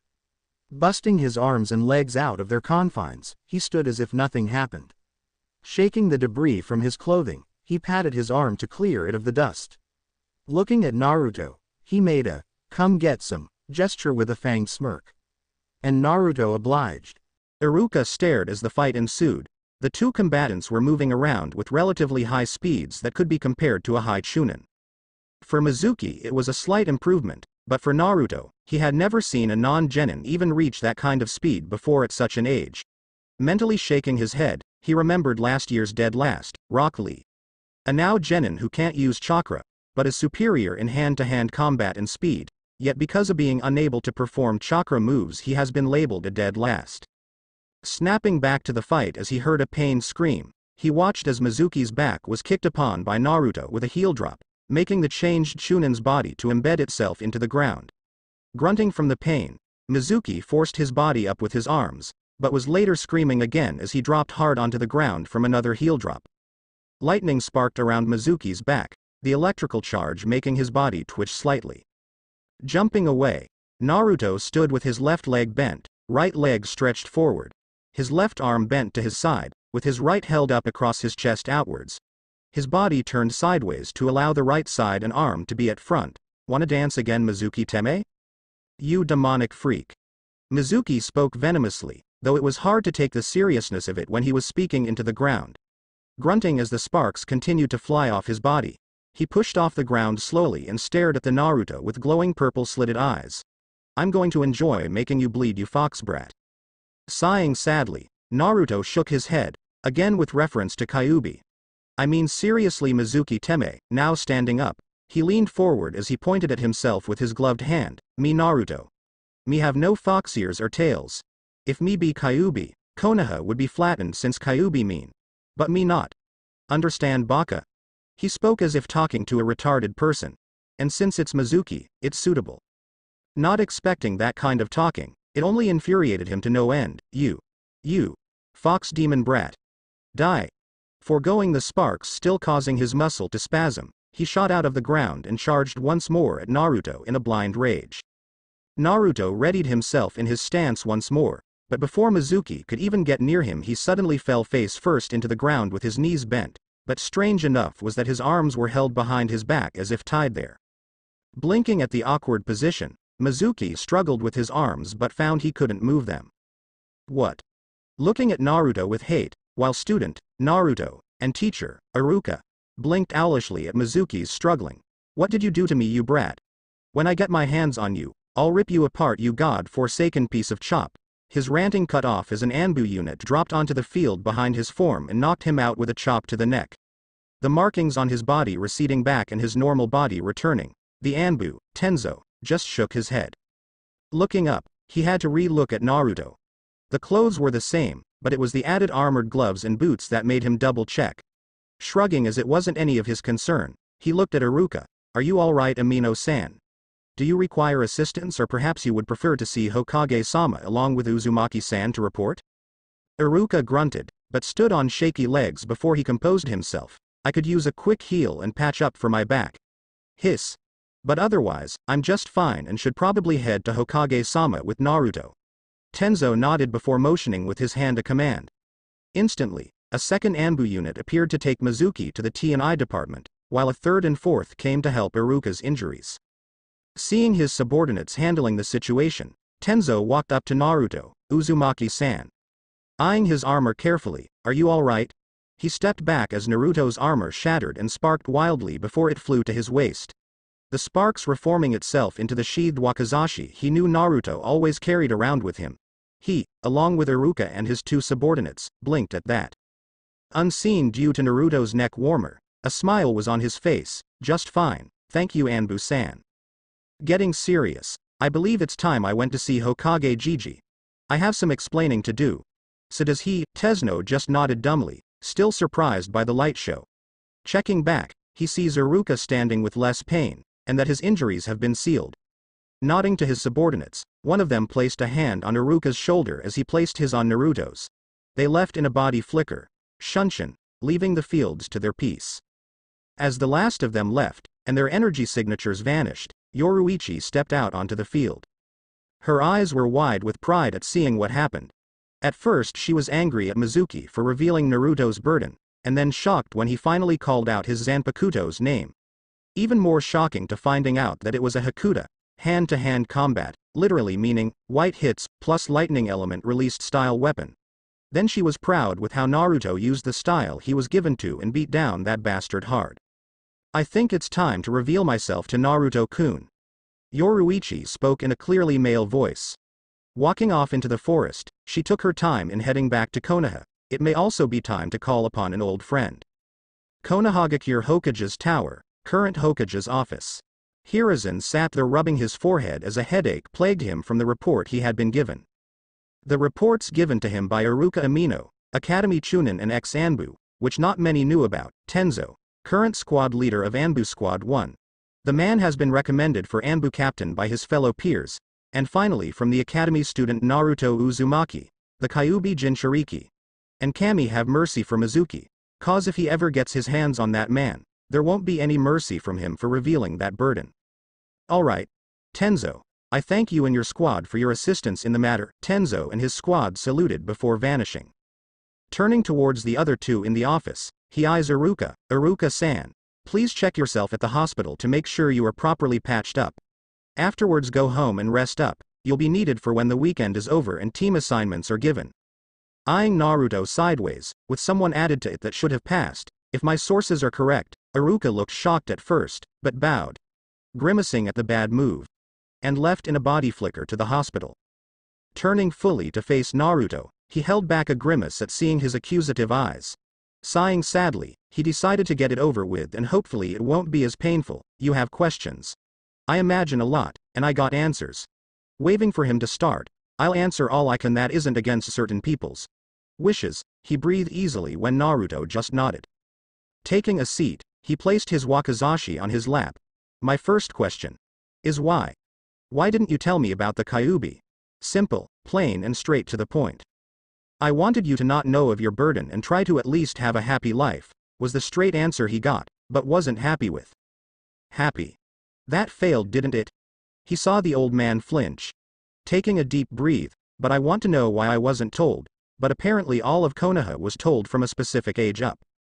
Once again Hiruzen flinched. That was my fault, not the smartest move I ever made, he confessed heavily. I had hoped they'd see you as a hero and protector, like your predecessors, muttering the last part to himself as he diverted his eyes from Naruto. Sigh. Alright. I guess I can understand that. Feeling his blade vibrating, he placed his hand on it before nodding. There is something I wish to know most of all, Hokage-sama. The fact Naruto used Sama instead of Jiji, like he does, made Hiruzen Sarutobi sit straight with a stern serious look. The seal that locks the Kyuubi away. What are the components? Raising a brow, he was not expecting this question from the boy. The 8 trigram sealing style, Hake no Fuin Shiki, and the dead demon consuming seal, Shiki Fuin. It is a complex seal array consisting of 2 4-symbol seal sand, the Shiki Fuin together. It was given to Konoha by an ally, and later put together by the Yondaime Hokage. It is something close to a summoning contract as well, since it summons something that is unavoidable and inevitable, the Spirit King. What? It summons the Spirit King, or as you may say the Shinigami, Naruto explained, shocking the old man with Naruto's words. The Spirit King is the ruler of a place where most souls go, called Soul Society. It is here where the deceased go to be with their families in the afterlife. It is also the place where selected people become fighters known as Shinigamis. These Shinigamis are trained and taught to help guide the newly departed to Soul Society or Hell, depending on their life deeds. They also fight off against unpleasant creatures, which for some reason has not been seen or found anywhere in the elemental nations. Despite Shinigami's knowing of this place, yawning to himself, he stood and adjusted Kaminari. It's late. So if you'll excuse me, I'd like to go home to sleep and prepare for tomorrow, seeing as I still haven't passed the exams. I'll be happy to continue this talk later if you want, Hokage Jiji, he said with a softer tone. Turning around he headed for the door. Hiruzen stared at Naruto wide-eyed, a lot of that happening tonight because of the boy, but then his words caught up with his mind.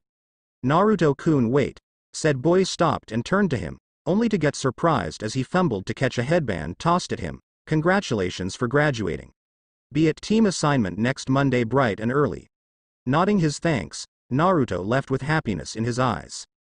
A soft smile came to his face as Naruto closed the door, his mind recounting what he was told about this Soul Society, as it is called apparently. So that's why Naruto's blade, Kaminari, if I heard correctly through the orb, comforted me all those years ago. My heart, I'll see you soon when I'm ready to depart from this world. Sighing loudly, He took his hat off and rubbed his head. Naruto-kun. Thank you for telling me this, and I guess I'll find out more about that strange blade of yours another day. Speaking at nobody, he stood and left the office with a lighter weight on his shoulder. Konohagakure apartment complex in the red light district. Entering his apartment room, he made his way into the kitchen before plopping down onto a chair and looking at the headband in his hand. He had finally done it, he had become a ninja. But he also became something more. That's correct, Naruto-kun, Kaminari's voice speaking into his mind, you are now a Shinigami. Not a half one, or a human given Shinigami powers, but an actual Shinigami due to the blessed touch of the Spirit King. Ever since he had entered his mindscape or soul as he views it sometimes, and had called out for Kaminari's power, she had established a mental connection with him. It was something she told him, that not many Shinigamis could do. Barely few could actually do it. But that is for another day, right now you're tired, your body is exhausted from using my power and yours. So go to bed, and rest. We'll talk more in the morning. Nodding, he got up and headed for bed. Entering his room, he was quite surprised to see Yoruichi sitting on his bed staring at him, almost like she was waiting for him. A smile came to Naruto's face as he started to take off his warmers first. Hey Yoruichi-chan. Escaped from Lady Shijimi again. Asking with humor, not accepting her to answer of course. Why yes, I did Naruto-kun, and I must say. Naruto froze halfway from taking his shirt off when hearing the masculine voice behind him. Your body is well toned and built for someone your age, and it seems that those training nights you do have paid out nicely in the long run, nay? Yoruichi chuckled as Naruto jumped back and slammed his back against the wall, shirt back on and a blush on his face. Shakily pointing at the cat, how? B but. Yoruichi stopped chuckling, and just stared at Naruto stammer on. Rolling her eyes at seeing that he was currently stuck in delusion, she decided to speed things up. Vanishing from her spot, she reappeared near his head. With one of her back legs, she kicked him hard enough for him to bang his head on the wall. She landed on the floor and chuckled again as Naruto crouched and nursed his head, now. Quite done with that moment, Naruto-kun. Seeing him nodding softly, still holding his aching head, she started, all right then. Hopping back on the bed, she sat and faced him. The two sat across one another staring into each other's eyes. Naruto showed confusion, conflict and betrayal, while Yoruichi showed pride, happiness and something else. You have grown so much since the day I first met you, Naruto-kun. And I couldn't be prouder to have been your secret sensei. Naruto raised a brow, secret sensei. What do you mean? And also, why do you sound male when your body is, well, female? The last question said in a softer voice, unsure on what to think of that. It didn't help when memories resurfaced of him taking baths with the feline when he thought she was just that. A cat. Yoruichi chuckled again, ah. Yes, my voice. That's a story for another day. Looking at Naruto sternly, we need to talk.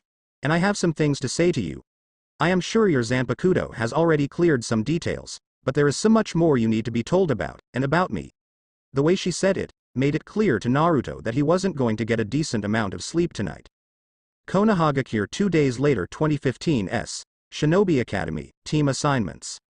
Naruto sat quietly at his place in the classroom. He had arrived incredibly early due to many reasons, excitement, relief, confliction and above all else concern. During the night after the scroll incident, he was revealed to Yoruichi, a rogue Shinigami who left Soul Society after rescuing her friends from unjust punishment, who later traveled to this part of the world at the wrong time, during the Kyuubi attack, and saw him as a baby when he was blessed by the Spirit King. He was also told that she was in fact the one that had given Naruto the clothes he wore now and the special notes and styles he received. She told him that she is basically teaching him her forms of fighting that she has taught no one except her old partner, bodyguard and loyal friend. Someone whom she left behind at Soul Society to protect her. She told him that she would talk more, but that she needed to go somewhere out of Konoha, so the next day she left but with a promise to return. The day just got weirder when he resumed his talk with old man Hiruzen in his office. Turns out that he didn't pass, because of defeating a traitor and protecting the scroll as well as Iruka. Yes, it helped a lot but it wasn't the true reason. Turns out he passed because of Shino and Hinata. The two of them had come to the Hokage and pleaded their cases. Turns out that if Hiruzen had been told of Naruto's ungodly large chakra reserves, despite control that rivaled the Hyuga clan, he would have known that the clone technique would be impossible for him to do, and would have pardoned him like he had done for young Rock Lee. Sunday came afterwards, and he spent it mostly training with Kaminari, both in sealed form and in Shikai. He later spent the day with the Ichiraku family, telling them of how he passed and how he became a ninja. To say the least, he received a lot of free ramen for a job well done and how proud they were for him. He also spent time learning to meditate called Jinzen, and was able to communicate and come face to face with Kaminari once again. The two discussed more about Naruto's power and what he was now. He wasn't human. Yet he wasn't Shinigami either. But he was also both at the same time. He was in between, a perfect mix of the two in one. He later learned that he could now control his Ryoku more now that he had accessed his Shinigami powers. But according to Kaminari, he'd have to wait until Yoruichi returned from her errand to teach him the different uses of Ryoku. For the rest of the Sunday, he had spent it dueling Kaminari in the soulscape. As he calls it now, it was both within his mind, but also a representation of his soul. So, soulscape it became. They first practiced fighting each other with swords, both using a wakizashi, and ultimately he had been defeated effortlessly. But with each loss, he learned and stood against her longer. After a good few beatings, they switched to hand-to-hand combat. Both using Kaminari's released form. If he thought the sword practice was painful before and humiliating, then this was far beyond that. He was tossed, thrown, pummeled, punched, kicked, grappled down, thrown down and anything else the sadist known as Kaminari could do. She was a gentle soul out of the battlefield, but when in combat, she was quick, decisive, precise, powerful and deadly. Her personality also changed to one of a sadist, yet a gentle one that held back her punches, kicks and strikes. In the end, he had learned a lot of Kaminari, her forms and abilities. Yoruichi, her past and possibly future. The Kyuubi, knowing that with the Spirit King powering the seal he won't have to worry about the fuzzball anytime soon. His friends, Shino and Hinata having spoken up to the Hokage to present his case of his inability to perform the clone jutsu. And himself, as the human Naruto Uzumaki, and the Shinigami, blessed by the Spirit King on the day of his birth. Because of how immersed he was in his thoughts, he did not notice Shino sitting beside him until the boy tapped his shoulder. Jumping slightly, he turned his covered face to the only person he knew he'd call a best friend, if he could. "Morning Shino, sorry for not noticing you before." Shino just shook his head in amusement. "No need for apologies, Naruto-san. I saw you were deep in thought, but you were unresponsive for some time and I grew worried. Morning, by the way to you too," he nodded in greeting. "How does it feel to finally be a genin, Naruto-san? As much as you expected it to be?" Naruto lowered his neck warmer, which now sported his headband stitched onto it, so Shino could see the genuine smile on his face. "I thank you Shino for you and Hinata's help last Friday in getting me to become one. And yes, I'm quite happy indeed. Think nothing of it, it was only logical you could not perform the clone jutsu with your currently abnormally large chakra reserves, despite your above-average control." Shino's eyes shining with curiosity, but was hidden from Naruto's sight by his glasses. "Hinata and myself were told by Hokage-sama that you are now in possession of a higher-ranked skill that relates to the clone jutsu. I can only guess within logical reason and circumstances, that is must be an element-aligned jutsu clone. Am I to guess water clone perhaps, or maybe lightning clone?" Shaking his head, Naruto crossed his fingers in a plus position. A second later, a single puff of smoke rose beside them, revealing behind it a standing solid Naruto clone double. Dismissing it, he smirked at Shino's awestruck, "Shadow clone. I must say Naruto-san. That is quite an achievement to pull in a single day. My father had informed me that such a technique takes numerous days to learn. It is an A rank I believe, if what I remember my father telling me before is correct." Naruto nodded at Shino's estimate. It was around A rank. To be more precise, it was high B bordering A, yet classified as a due to the fallbacks it would give to regular people. Memories overload, high chakra usage, and risk of death by chakra overuse, whether by performing the technique, or by amount of clones made by accident without control. The two soon went silent as they sat back and watched the students now filing into the classroom, each one proudly wearing their headbands on their person. Around their necks, forehead, arm, leg or as a belt, it didn't matter as long as it showed where people could see. The two friends just sat back and watched with careful eyes at their possible future comrades as ninjas of Konoha, both silently praying not to end up with a fangirl or Sasuke, especially Sasuke. Turning to look out the window, Naruto viewed all of Konoha from the angle. Yet his mind wandered off to Yoruichi and Kaminari. Two non-ninja related beings, yet were now a part of him and his everyday life. I'll be the best damn ninja and Shinigami ever. His eyes hardened in a seriousness that could cut steel, believe it. Konohagakure night of the scroll incident, apartment complex in the red light district. Naruto stared at Yoruichi for some time, neither one moving nor making a sound. She, or he was really confused at this point, had just done two things he'd never expect. She had just spoke. Something he never knew she could do for the number of years he had known her, and then she had just said they needed to talk and that she knew of his sword, of Kaminari. And the fact she called her his Zanpakuto, instead of Wakizashi. And according to Kaminari, only Shinigamis and anyone that knows of Shinigamis knows of their Zanpakutos. Sitting on the floor cross-legged, he looked at the cat on his bed with a hard gaze. What is it you wish to talk about, Yoruichi-san? Yoruichi flinched slightly at the hard tone and the fact he spoke neutrally and didn't call her Chan. She had spent enough time with Naruto to know this was a defense mechanism he developed to help lessen emotional pain. She could already tell this was going to be rough. Look. Naruto-kun, first off. Looking into his eyes so that he can see her words instead of hearing them. I'm sorry I never revealed I could talk. But I had to keep myself hidden to help you in the long run. And tell me I'm wrong.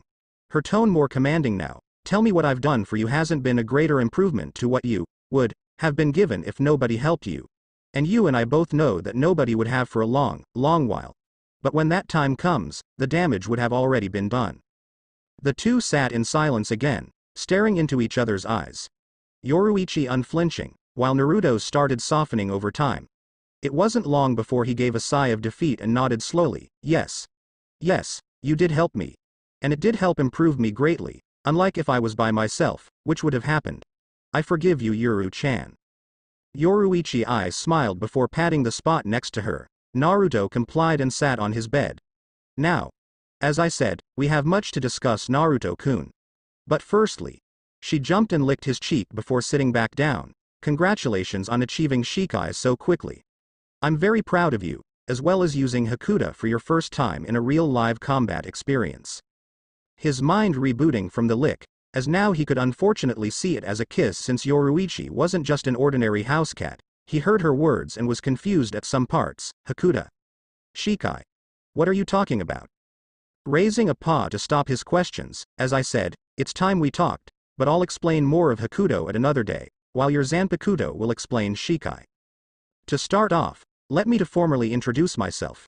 My name is Yoruichi Shihoin. I am the 22nd ex-head of the Shihoin clan, ex-captain of the 2nd Division of Gote 13, ex-commander of the Omnitsukido, ex-commander of the Correction Corps, and the ex-commander of the Executive Militia. Pleased to meet your acquaintance, bowing her head slightly. Naruto's eye twitched as he listened to her long-winded introduction. That was the longest title I have ever heard. And I have no clue what any of those titles meant, except for the head of your clan part. But then a thought struck him. Wait. What happened? Yoruichi sighed at the memories that question brought up. That is what I'm here to discuss about. I am now a rogue Shinigami that helps some close friends from being punished unjustly, and in doing so, broke numerous laws that could get us either imprisoned for life, banished with our abilities taken from us, or death. Waving up and down her body, as you can see, we escaped successfully, but are now in hiding. My friends are currently settling themselves in at their location, while I decided to travel around. This is how I ended up in the Elemental Nations, and ended up at Konoha during the Kyuubi attack. I admit, that was terrible timing. Looking out the window as she spoke, she turned her eyes to gaze at Naruto with a side glance, but it might have been fate for me to arrive at such a time as well, since that night was the first time ever in Soul Society history, that the Spirit King had ever left his dimension. Or to have blessed someone by his touch. Again with this, touch of the Spirit King, Naruto muttered in annoyance. Crossing his arms over his chest he looked out the window with Yoruichi. It was something he enjoyed at night when training. When he took breaks, he'd usually lie down on the grass and stare at the stars. Why is being touched by the Spirit King so important that both Kaminari and you mentions it like some holy reverence? Naruto-kun. Getting the boy's attention, he saw the seriousness in the cat's eye. Being touched by the Spirit King is rumored to be an instant death. His touch draining your soul on a whim if he so chooses it, or leaves a scar on it that will forever haunt you in your living life and the afterlife. For you to have been touched, lived, and not get scarred in any way. To have gained Shinigami powers while still being technically alive and not as a substitute. It is a pretty damn one-of-a-kind miracle of the highest kind. And you are pretty damn lucky to still be alive too. Naruto was pale and wide-eyed. He had never thought it was, that, of a big deal. I did say that you are special Naruto-kun. Kaminari's voice whispering in his mind, but with a tad of scolding with it. I see. But anyways, back to the talk. Yoruichi jumped to the floor and paced about as she recounted her tale. Back when we were all still in the services of Soul Society and the Gote 13, there was a incident that happened to some fellow Shinigamis of a number of divisions, some captains and lieutenants. They were experimented on, and I guess the best term to say would be fused with hollow properties, thus turning them into half Shinigami and half hollow. Hollows. Kaminari explained that to me before, Naruto said, interrupting Yoruichi's story and getting her attention. She said hollows are born from human souls that couldn't cross over to either Hell or Soul Society, that if a soul has unfinished business, heavy negative emotions, or if they stayed in the human world too long, that they would transform into hollow creatures. Hollows are what Shinigami regular fight, hunt, kill to defend the living world and Soul Society. Nodding approvingly, it seems your Zanpakuto, Kaminari, has explained a lot already. That's good, it'll save some time. Now, the process the captains and lieutenants went through was something classified as hollowification. It is the process of when a hollow's mask starts forming on the person, but during the process their minds are fighting against their inner hollow for dominance over the body. What that also means is their bodies are on autopilot and act on instinct. Unfortunately, that was what happened, and because of it, they were labeled as threats. Later on, two of my closest friends, Urahara and Tessai, were arrested under the orders of the Central 46. You could see them as the government of Soul Society, while the Gote 13 is the military strength, she explained at Naruto's confusion before continuing on. It immediately became evident that they had been set up, but were given no right to defend themselves and prove their innocence. As a result, they were quickly given their sentences. Urahara was sentenced to become human and to be exiled to the human world for committing crimes against researching and invoking forbidden phenomenon, as well as deceiving and inflicting grievous injury to fellow Shinigami. Tessai was sentenced to life imprisonment in a level 3 detention area for using forbidden techniques. Before either of their sentences could be executed, I entered the building, masked of course, knocked out the guards and rescued them. She paused to notice humorously as Naruto was paying close attention to her story. Afterwards, I helped them, along with the 8 hollowified Shinigamis, to escape into the living world. Urahara using a special Ryotsu blocking equipment to hide from any Shinigami sent by Gote 13 or the Central 46 in hunting them down. I stayed to finish up last-minute details. Here, her eyes went downcast. I left behind all my titles and positions, and was thus relieved of my high status. From what I've heard, my position has been taken over by my protege. Sitting up straighter, trying to push back the gloomy mood she was momentarily in. Since then, I've been helping out Urahara and Tessai whenever they needed it, and traveling the world before ending up here in Konoha. That is my story. Naruto sat there looking at her, processing all he heard. It wasn't that much to understand. Her fellow peers were experimented. Her friends were framed, and she rescued them. Helped them escaped. Then later ran off herself to continue helping them. Overall, it would be something he would do in a heartbeat. So what now? Yoruichi raised a brow at the sudden question. What will you do now? I mean, are you going to leave one day to help your friends for good or something? Get their names cleared up and return back to Soul Society? Nodding her head softly, good question. To be truthful, I don't think I'll return to Soul Society until the whole matter has been resolved. Even then, there really isn't much left for me to do or become. My position has been taken, my titles tarnished, my records marked by my actions. And to be honest, a smile came to her kitty face, I'm happy here. This is the first time in years where I can really cut loose and have fun, and it's been a great pride to have taught you, and hopefully still teach you, in the styles I have become a master at. That is, if you still want me to teach you. Naruto seemed shocked and surprised by her response, but softly smiled and scratched behind her ears as she melted to it. I would love for you to continue teaching me Yoruichi-chan. That style has really done wonders when I smacked around Mizuki Teme, and I can't wait to learn more from you. Outwardly, she just thanked him for the chance, while internally she was jumping up and down cheering. She hadn't seen such a sponge of a student since her protege Sui Feng. And if she was honest with herself, which she always is, being in Konoha really helps keep her in shape, as well as being near Naruto has been a plus as she gets to be with someone so fun and exciting at the same time. Okay. Clapping her paws together as she sat on her hind legs, I'll tell you more about Hakuto another day, as you asked before, as well as other techniques when I deem you ready. Okay, Naruto-kun. Getting a nod from the boy. Just so you know also, tomorrow I'll be leaving Konoha to run an errand. I just wanted to let you know so you don't have to worry about me anymore like you used to before when I disappeared, alright?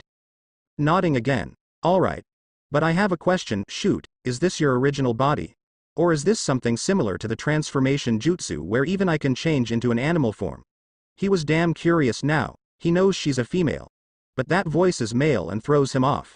Plus she was a Shinigami, he can't help but imagine a cat fighting off hollows with blade in mouth. Or fighting with flying paw kicks and paw punches. Yoruichi just gave him a toothy grin before jumping onto the windowsill, not telling, and just like that, Yoruichi left a pouting Naruto in his apartment as she made her way across the village. It was time to see an old friend for some help of her own now. Karakura Town, Japan. 2 days later, Urahara Shop. And so here she was, in Japan, in a place called Karakura Town. Currently sitting comfortably on a cushion inside a shop by the name, Urahara Shop. While sitting in front said man Kazuki Urahara, Yoruichi was licking from a sake bowl on the low table still in her cat form. She had just finished recounting everything to her old friend Urahara on what has happened, and what has just been birthed into the world, so to speak. So let me get this straight. Kazuki Urahara spoke, lifting his bucket green stripped hat slightly to scratch his head, confusion and uncertainty on his face as he eyed the grinning cat in front of him. You spent the last near decade and a half at the forbidden part of the world.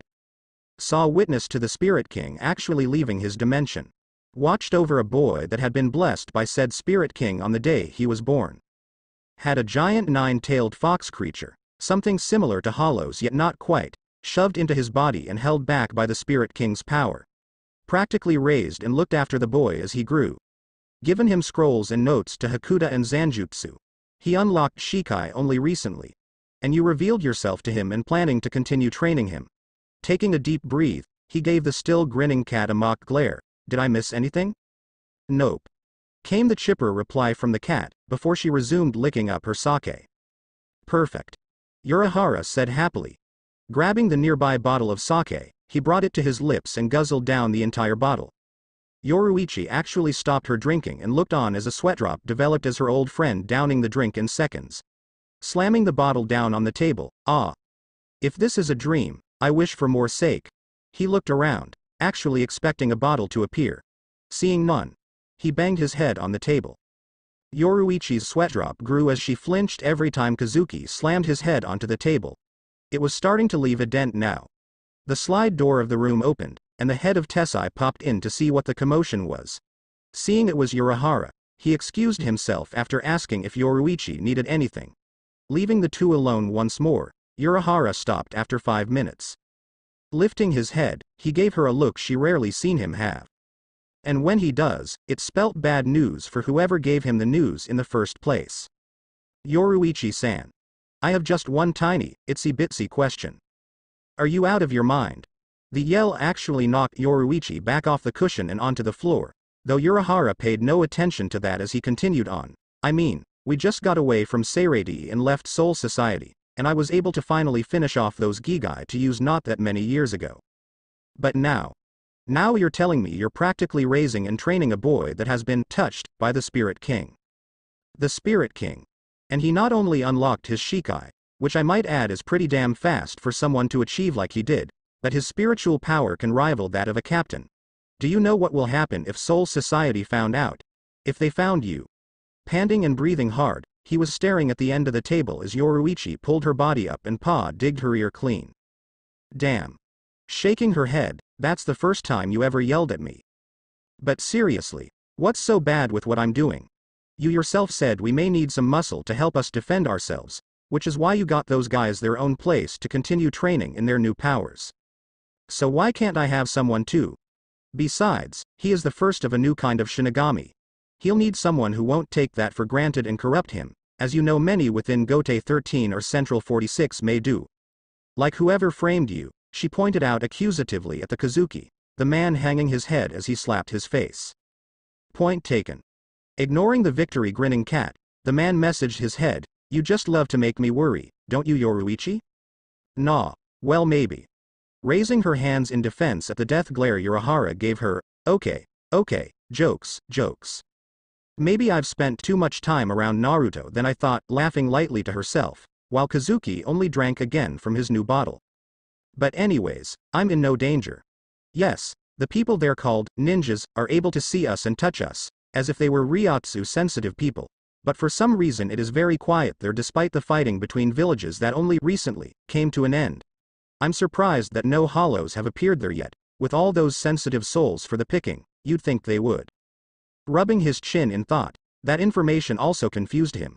It was true, hollows should be pushing and shoving each other just to try and get there with all those powerful souls ripe for the picking. Why weren't they?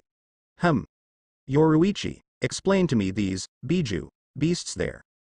Blinking at the random question, The Biju are basically creatures whose bodies are formed entirely out of energy. Strange enough, those energies are very close to hollows, but seems to be mixed with something else. This something else is perhaps what gave them their sentience. Scratching her head with her paw, she seemed lost in thought. Then there are Jinchurikis, power of human sacrifice. These people are used to house the beasts inside them, and eventually use their power to defend their villages. Urahara raised a brow and slowly moved back as Yoruichi's spiritual power slowly rose with an aura of death about her, to defend their villages. Bah. The only village I've seen while traveling for information, which even remotely treats their Jinchuriki like protectors and guardians, was Kumogakure. All the others treat theirs like they were the beast themselves, breathing in deeply before sighing, the aura of murder vanishing around her. I'm just glad to have been there for Naruto when I was, otherwise.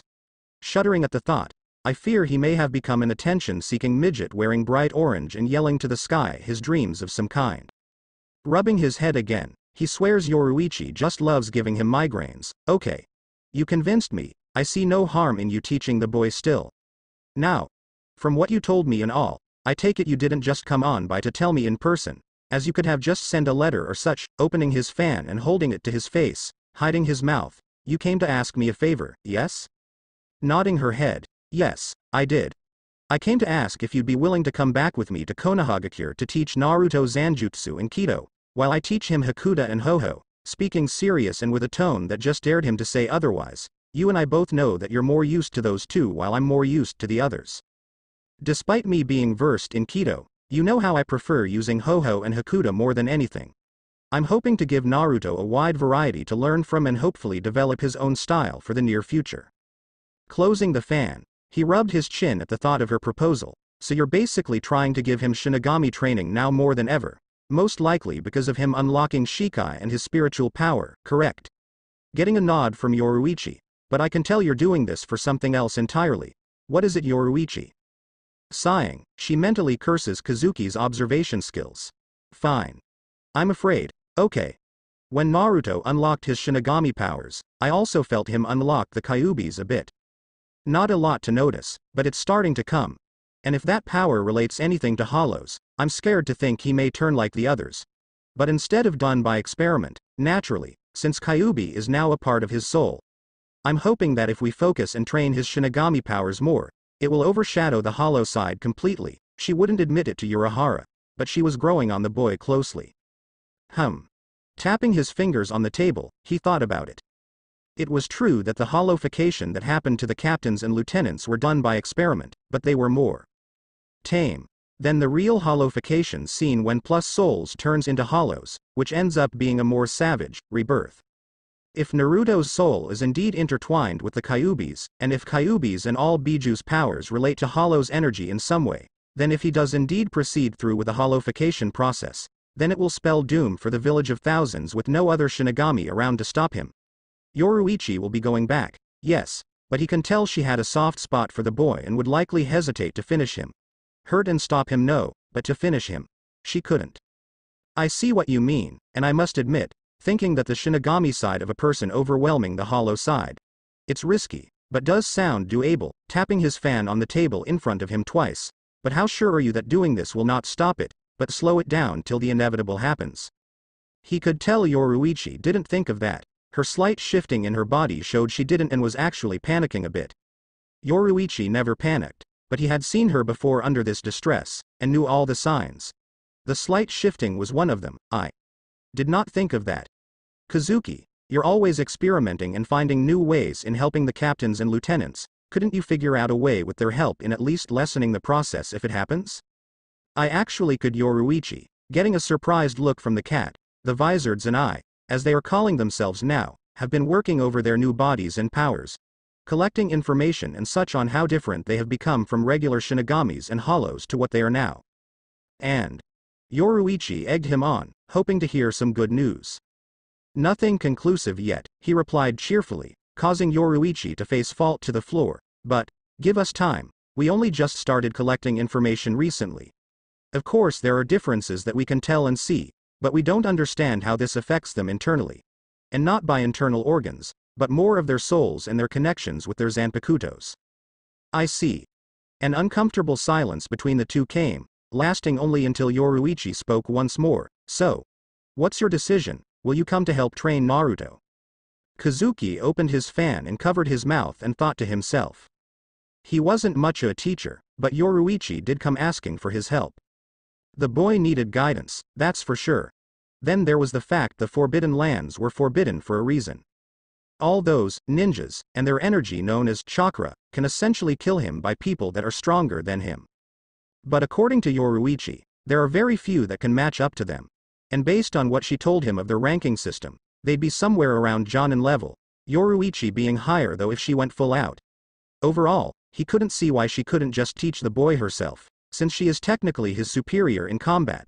But if Yoruichi came asking for help teaching him, then who was he to pass up a chance to see a new kind of Shinigami being born with their help? Closing his fan with a snap, a smile on his face, count me in. Yoruichi, a smile coming on the black cat's face, but the smile now gone with a more serious look and twitching eye. I'll come on my own accord once I'm done preparing things here for my absence. In the meantime, you'll continue teaching him what you can until I arrive. Deal? Sounds reasonable with me. Musing to herself, a memory coming to mind, Konohagakure and the other villages hosts what is known as Chunin exams. Every so often in their home villages. It's always done at different villages when it comes the time in the year. This year Konoha is hosting it. Chunin exams. You could practically see the question mark floating above Kazuki's tilting head. Ah, sorry. I didn't explain. How the ranks get promoted nowadays during peace times. She already explained how war was ended, but she forgot the smaller details about what villages do now that peace has been made. Since the wars are over, ranks don't get promoted by field duties and achievements. Instead, the villages hold exams where the team squad of different villages gather and participate in a form of tournament-style rally. The judges will view and determine skills seen during the fights, and it will be them to decide if a person or persons deserves to go up a rank in the ninja system. The Chunin exams is for genins to compete to achieve Chunin rank, same for Jonin exams and Anbu. Nodding, getting the general idea of what she said, I see. But what does this have to do with our conversation now? In a few months, Konoha will be hosting the Chunin exams, scratching her head with her paw, if I remember and calculated right, that is. But that's besides the point. What if you came to Konoha then and helped train Naruto for the exams? That way, we can see how he does in actual combat and you can collect information then. She knew she was picking on the man's weakness when it comes to his curiosity and scientific mind, but all's fair in war between friends. She knew she caught him when she saw the man smirk. All right. I can work with that. How long do I have to get ready? Asking the woman, since time was a necessity he had to be prepared for both leaving his little shop and for equipment he'll need to collect information off of Naruto. If my guess is right. Tilting her head up in thought, between 2 to 3 months, perhaps 4 depending on when Konoha will officially announce it to other villages. Looking back at Kazuki, that should be enough time to have everything ready, right? A disbelieving look came to Kazuki's face. So soon? Do you honestly believe young Naruto will be included in this Chunin exam so quickly from just having graduated? A smirk came to the cat's face as she stood on all fours and made her way to the door. Pushing the slide door open with her paw, she turned to face him once more. Trust me. He will, and with that she left Kazuki alone in the room. Kazuki blinked owlishly at where Yoruichi left, before he softly chuckled. Ah, Yoruichi, it's never a dull moment with you around still. His chuckling quieting down, a thought came to mind. I better speak with Shinji and get as much information as I can from him before I leave. Looking out the window, he sees Yoruichi sitting across his shop on a nearby rooftop. Her eyes settling on his before she nodded and left. Something tells me Yoruichi is more worried for young Naruto than she is for the village. He gained a knowing smirk. I wonder why. He. Said Naruto-san. Who do you believe will be placed in whose team? Shino started the conversation, as the two were still the only ones in the classroom still for the time being. All the others were still outside spending their time there before the bell rings and class begins. Tapping his fingers on Kaminari's sheath, he thought at that. He never actually considered the team layouts. He always thought perhaps the sensei for each squad would come and hand-pick the students they wanted. Well, if the teams have been placed already, then my money's on the recreation of the Ino Shika Cho group with Ino, Shikamaru and Choji in it. Unseen by his coat, Shino raised a brow in mild surprise. I have to admit, that does seem logical. Nodding to Naruto's observations, I confess that I believe I'll be placed in a tracking team, instead of assault as I had wished for. Our clan's techniques aren't wide-ranged or destructive as many other jutsus are, and so we get placed most often in tracking teams. Most of my clan is in fact a part of Konoha's tracking and retrieval department, alongside the Inuzuka clan, with my father and Sume-sama as the commanders for that department. Now it was Naruto's turn to be surprised. Your father is one of the commanders for the tracking squad department? I take it he didn't enjoy all those chases I gave his department, along with the Anbus, when I did those few pranks years back. It was true, when he was younger, Naruto would prank the Anbu HQ, the T&I department, the civilians. Heck, he even done it to the Hokage Tower a couple of times. But each prank served its purpose of both training his stealth, trap making and evasion skills with speed, plus show the Hokage the lax insecurity in each prank area. Shino laughed lightly while shaking his head. Father was impressed, to say the least. Naruto-san. He even commended on your skills to have infiltrated those high security places so easily. He also thanks you for showing them each department's faults and weaknesses in security when you do those pranks of yours.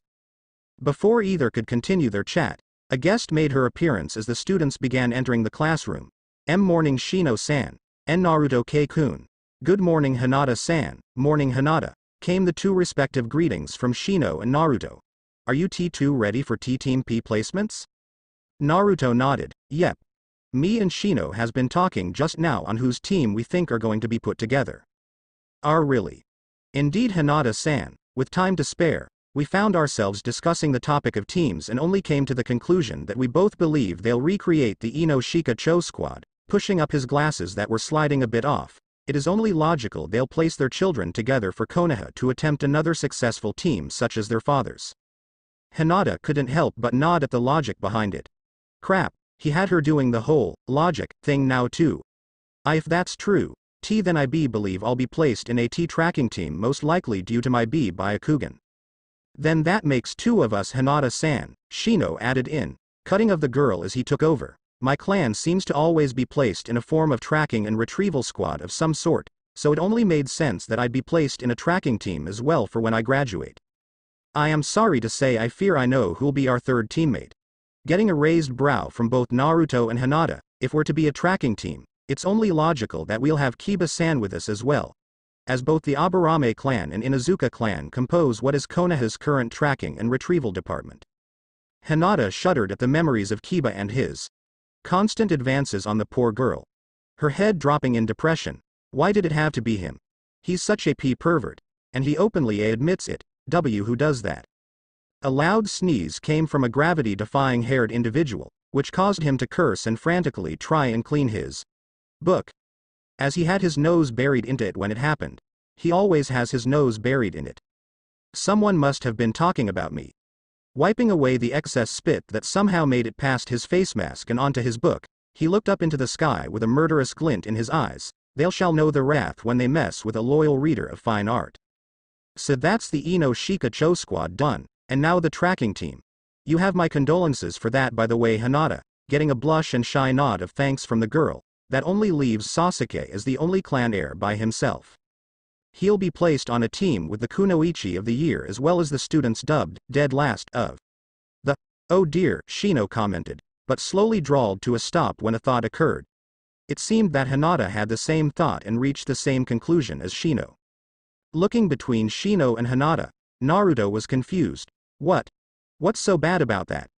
It would make sense they'd put the top two, having a bit of trouble actually admitting that, so putting the dead last in the same team would help improve him or her as they progress, no? And Naruto-kun, you. Poking her fingers together, you're the dead last of this year. Naruto stared at Hinata wide-eyed before turning to Shino. Seeing the boy slowly nod his head, Naruto nodded before slowly turning towards his desk. Slam. Shino, Hinata and most of the students that had arrived and were waiting now all flinched and stared as Naruto slammed his head repeatedly on it. His head actually forming a dent in the wooden desk. This continued on for several minutes before Naruto did a final slam, followed by muttered curses and a mock glare at Hinata and Shino. Why'd you have to ruin my surprise and hope for a good team? Hinata blushed, poked her fingers and looked the other way, but Shino just laughed lightly at Naruto's expense. Sorry Naruto-san, but it is your fault for holding back your skills so much. Hinata blinked before looking at Shino. She was about to say something but was cut off as Iruka, mildly bandaged, entered the classroom. Ignoring the questions he had thrown his way, Iruka got everyone's attention. Alright class, settle down. It's time for team placements. As the class settled down for announcements, Naruto was looking between the brooding Sasuke and mild squealing Sakura who kept taking glances at Sasuke. Once again, he felt the need to slam his head against the desk again. Why me? 3 hours. 3 bloody hours they sat waiting. All the senseis had come and taken their team. Naruto's, Shino's and Hinata's predictions were right. They reformed the Ino Shika Cho team, plus Shino and Hinata were part of a tracking team with Kiba as their third member. The Jonins that came to pick them up were Asuma Sarutobi, sensei for Team 10, and Kurenai Yuhi, sensei for Team 8. Hinata and Shino were grateful for having Kurenai as their sensei, reason being that she is Konoha-wide known as an anti-pervert enthusiast, and with her as sensei it means Kiba's perversion will be leashed. Or at the very least lessen it to some extent where he'll fear to openly show it unless he gets stuck in a genjutsu torture. Shino and Hinata's guess about his team were also correct. Unfortunately, he was stuck in a team with the Rookie of the Year and the Kunoichi of the Year. Why couldn't he be placed in a team with civilian graduates, or for that matter why did he have to hold back? Oh right, idiot civilians that thought he was Kyuubi would get more fuel to the fire if he advanced. His head perked up at sensing a large signature entering the academy area. His relief at being spared from this waiting torture of a constantly brooding boy and squealing daydreaming fangirl was shot as he now sensed 2 similar signatures next to each other before one of them descended from the rooftop and towards the classroom. A few minutes later, the classroom door opened to reveal who he guessed was this. Kakashi Hatake, that they were told was Squad 7's sensei. The man had some distinguishing features to him, which was that he had his headband slanted to cover his left eye, and that his hair was virtually the only kind he ever saw in the village. It was grayish silver-ish in color and was sticking upwards like it was defying gravity. The man's single lone eye looked at each one of them before turning into an eye smile. My first impression of you all. You seem boring. Meet up on the rooftop. With that said and done, he dispelled in a puff of smoke. Huh. It was a shadow clone. Standing up, he followed behind his other 2 teammates and made their way to the rooftop. Kakashi Hatake was many things. He was a well-renowned shinobi of Konoha and outside villages. He was given 2 titles both from his peers and his enemies, Kakashi of the Sharingan, and the Man of 1,000 Jutsus. He was also an ex-Anbu captain, but retired and became a Jonin for his own purpose. But what many didn't know, or does, but chooses to ignore it, is that the man is stuck in the past with grief over losses, as well as being a loyal lover and reader of the erotic book, Icha Icha series, written by a man who announces himself as a super pervert, loud and proud. Ah, I see you have arrived, noticing his 3 students exiting the building and onto the rooftop where he leaned against the railing waiting. Now that you're all here, let's begin with introductions. What do you mean sensei? Sakura asked with a raised hand. Raising a brow, he chose to ignore the question about the girl's action in thinking they were in a classroom. Well Sakura-san, We just met, so I wish to get to know you all better. So just tell your likes, dislikes, hobbies, dreams. You know, the basic stuff, shrugging his shoulder. Why don't you go first, sensei, so we know what to do, she replied, oblivious to the 3 questioning looks she was getting from the males around her. Okay. Now Kakashi wanted to question Hokage-sama about this girl. She was supposed to be the kunoichi of the year. Standards must really have gone down since his time in the academy. Very well. My name's Kakashi Hatake. I got many likes and dislikes, my hobbies aren't for you to know. And I had a dream last night. Quick and easy, and leaving 3 individual eyes twitching at him. All we learned was his name. 3 minds thought at once, but only one getting a response. He seems interesting. And I can sense he is a lightning user, Naruto-kun. That got the boy's attention, really. Lightning, like me. In a way, yes, but he is naturally lightning attuned while you are more artificially lightning attuned. I guess you could say, oh right. Having you as part of my soul, and you being natural lightning, yep. Okay, Ms. Pink. Why don't you go next? Kakashi stated more than asked her. His nickname for her getting a glare from Sakura. My name is Sakura Haruno. My likes. Looks at Sasuke and blushes, getting Kakashi to raise a brow at her again. My hobbies are. Looks at Sasuke again, but instead of blushing she giggled as well. This got a low groan from Kakashi, Naruto and surprisingly Sasuke as well. My dreams are. Looks again at Sasuke for a 3rd time and blushes while light squealing like a schoolgirl in heat. Kakashi really wanted to face palm himself, hating both Hokage-sama and Kami for giving him this for a team. As for dislikes, I dislike Ino Pig and Naruto Baka. Kakashi glanced at Naruto and noticed a small hurt in his eyes, but it quickly vanished. He'd have to speak to someone for help in breaking this girl out of her fangirl-ism soon, or it may bite them in the butt if she continues to dislike one of her teammates while drooling over the other. Pointing at Sasuke, all right Mr. McBroody, your turn, ignoring once again the glare he got for his nicknaming from Sasuke. But not so surprisingly Sakura as well, yep. Definitely need someone to help me break her out of her fangirl mode. She seems unique. Kaminari tried sounding positive for Sakura, being that she is now a teammate of Naruto and in a sense her as well since she's a part of Naruto. But, Kaminari-chan, you and I both know what you want to say. So just say it, it'll make you feel better. She needs a life. Or to get laid, either one and hopefully not the later, her deadpan voice said, this causing Naruto to smile under his neck warmer while laughing in his mind. Glaring at his sensei, my name is Sasuke Uchiha. I don't have many likes, I have many dislikes. My hobbies are my own. And my dream.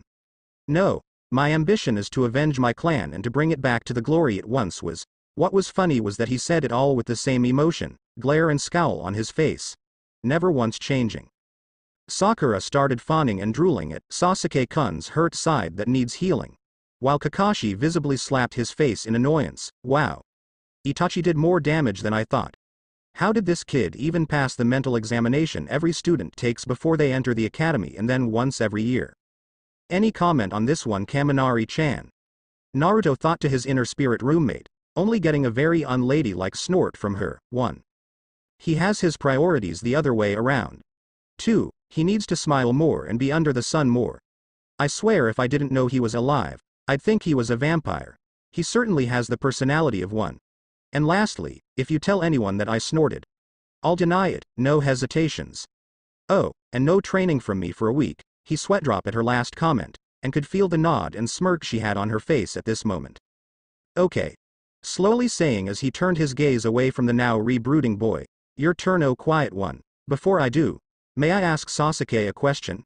Kakashi, and his other 2 students, stopped what they were saying, doing at Naruto's interruption. Shrugging, he motioned with his hand to, go ahead. Turning to the boy who he now had his attention, you said your ambition is 2 things, right? Getting a nod, wouldn't it make more sense to revive your clan first before avenging them in case you fail? You know. To make sure that your clan doesn't die out if you somehow die in this vengeance of yours. He watched with amusement as the boy was about to retort almost immediately, but paused and looked to be in puzzled thought. It made it even funnier as he kept opening his mouth and closing it afterwards, every time he tried to make a comment or insult. Naruto was pleased to know Kaminari found this funny too, hearing the woman's spirit giggling in his mind. Facing his sensei once more, his job completed at stumping the proud Uchiha-sama. My name is Naruto Uzumaki. I'm 15 turning 16 this year. My likes are the few I can call friends, Yoruichi-chan and Kaminari-chan, and ramen from Ichiraku. My dislikes. He paused at this, but looked towards the village, this action getting questioning looks from his teammates, but a more cautious one from Kakashi, those that would willingly hurt the innocent and judging them before even getting to know them personally. My hobbies are training, music, and cooking, coughing lightly to avoid questions about that. As for my dreams, I guess to find out who my parents were, to know if they at least loved me, shrugging his shoulders, you know, something every orphan at least wants to know.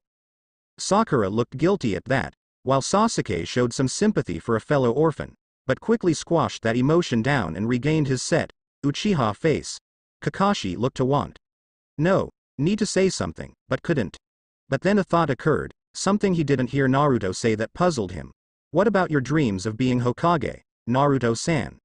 The whole village practically knows of that dream of yours. Ah. Scratching his head, I'm rethinking about that. My dream of being Hokage was mostly about wanting people to notice me. But after certain circumstances, I can see that would be hard to gain. So I'm rethinking to myself on why I want the position, and if it's for the right reason instead of a selfish one. Kakashi's eye widened at Naruto's words. Seems he's really changed from that small boy I used to protect. I wonder if you two would be proud of how mature he's become. Are sad to know he matured so quickly and never having the chance at being a child. Ignoring the small guilt showing its ugly face in his mind, he nodded while doing his signature eye smile. Okay. I guess that's all for today, clapping his hands together. Now, since we all know each other, let me just say this is going to be an interesting group if you pass. That got the three graduates to look at their sensei funny, Sakura being the voice of the group.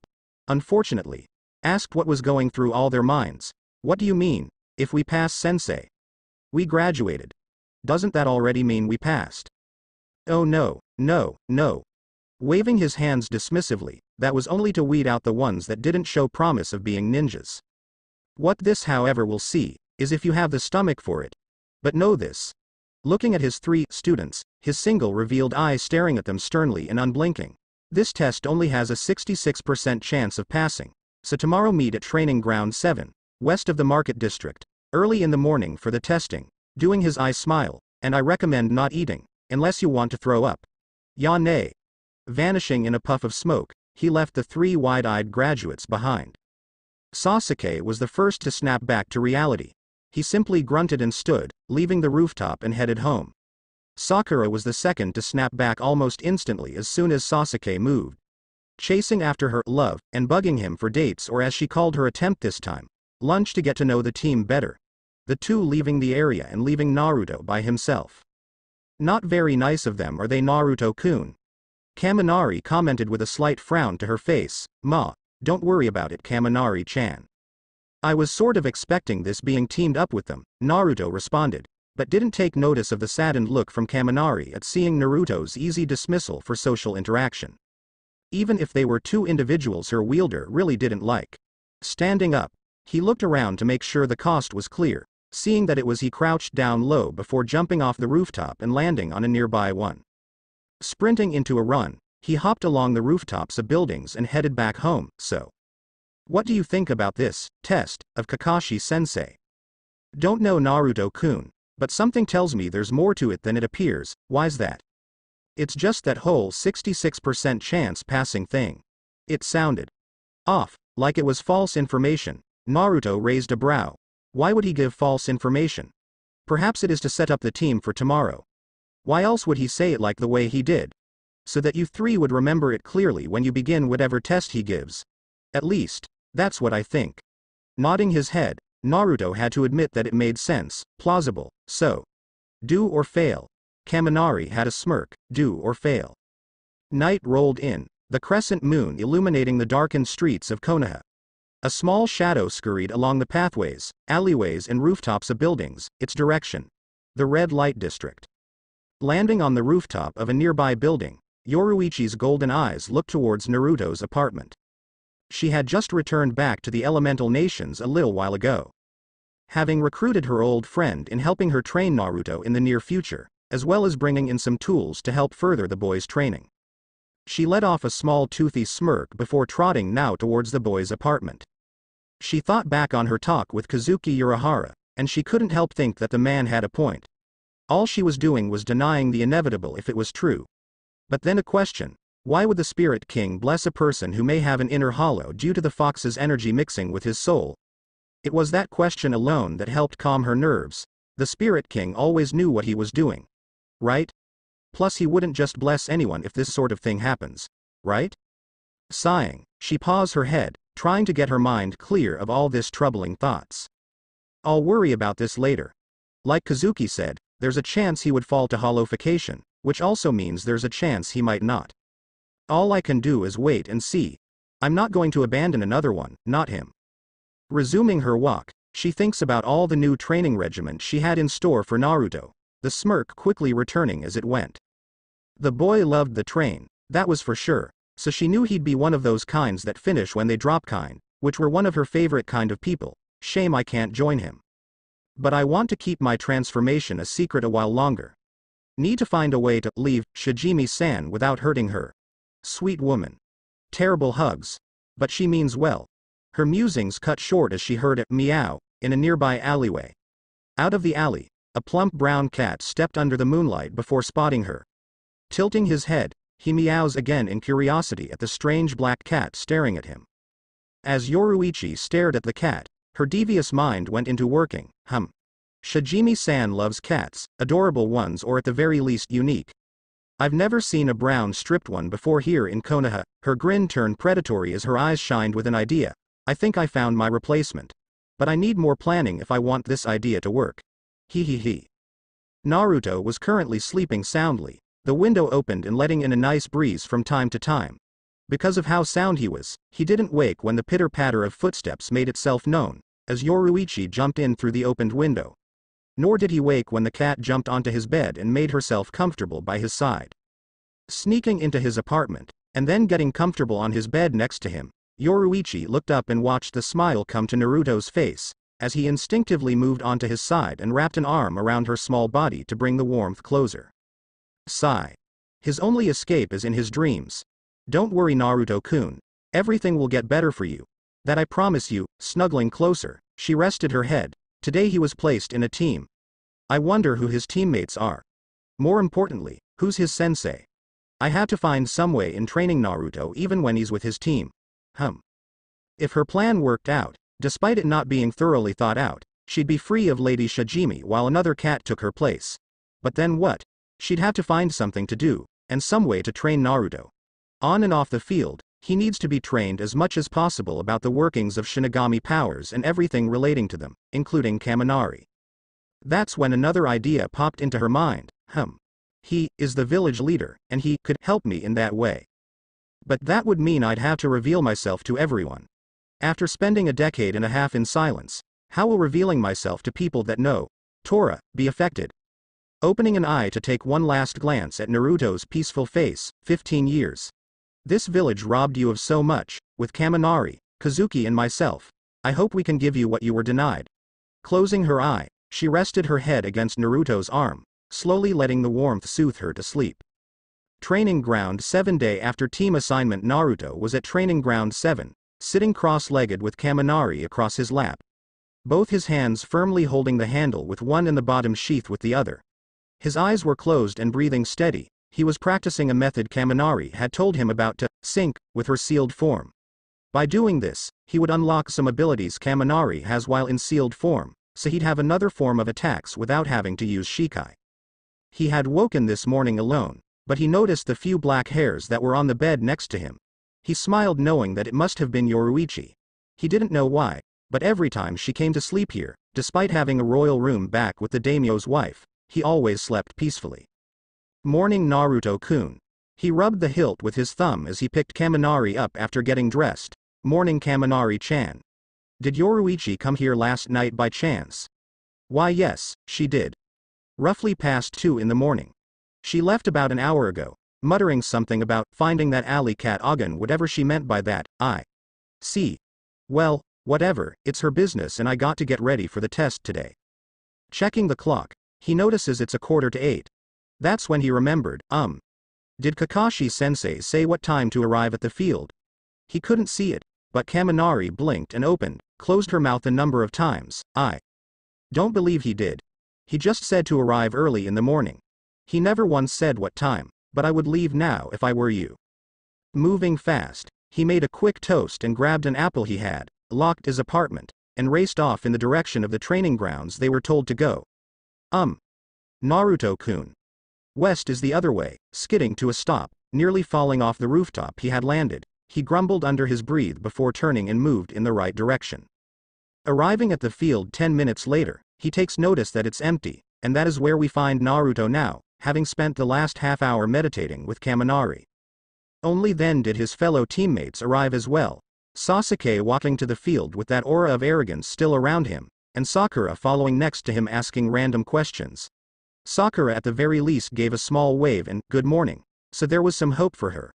But Sasuke just made his way towards the nearby wooden bridge and sat on the railings while looking at the stream below. 2 hours. They waited 2 hours for Kakashi to arrive, only to arrive in a puff of smoke and with Kaminari poised at his throat almost immediately. Kakashi blinked at the feeling of the blade by his throat. You're late. He also tried to ignore the ringing in his ears at Sakura's scream. Yell. Is there a reason you are 2 hours late, sensei? Keeping the blade by his throat, Naruto looked at him unblinking with a small frown behind his neck warmer. Kaminari-chan doesn't appreciate tardiness when we were supposed to have a test. Again this, Kaminari-chan. Who is she?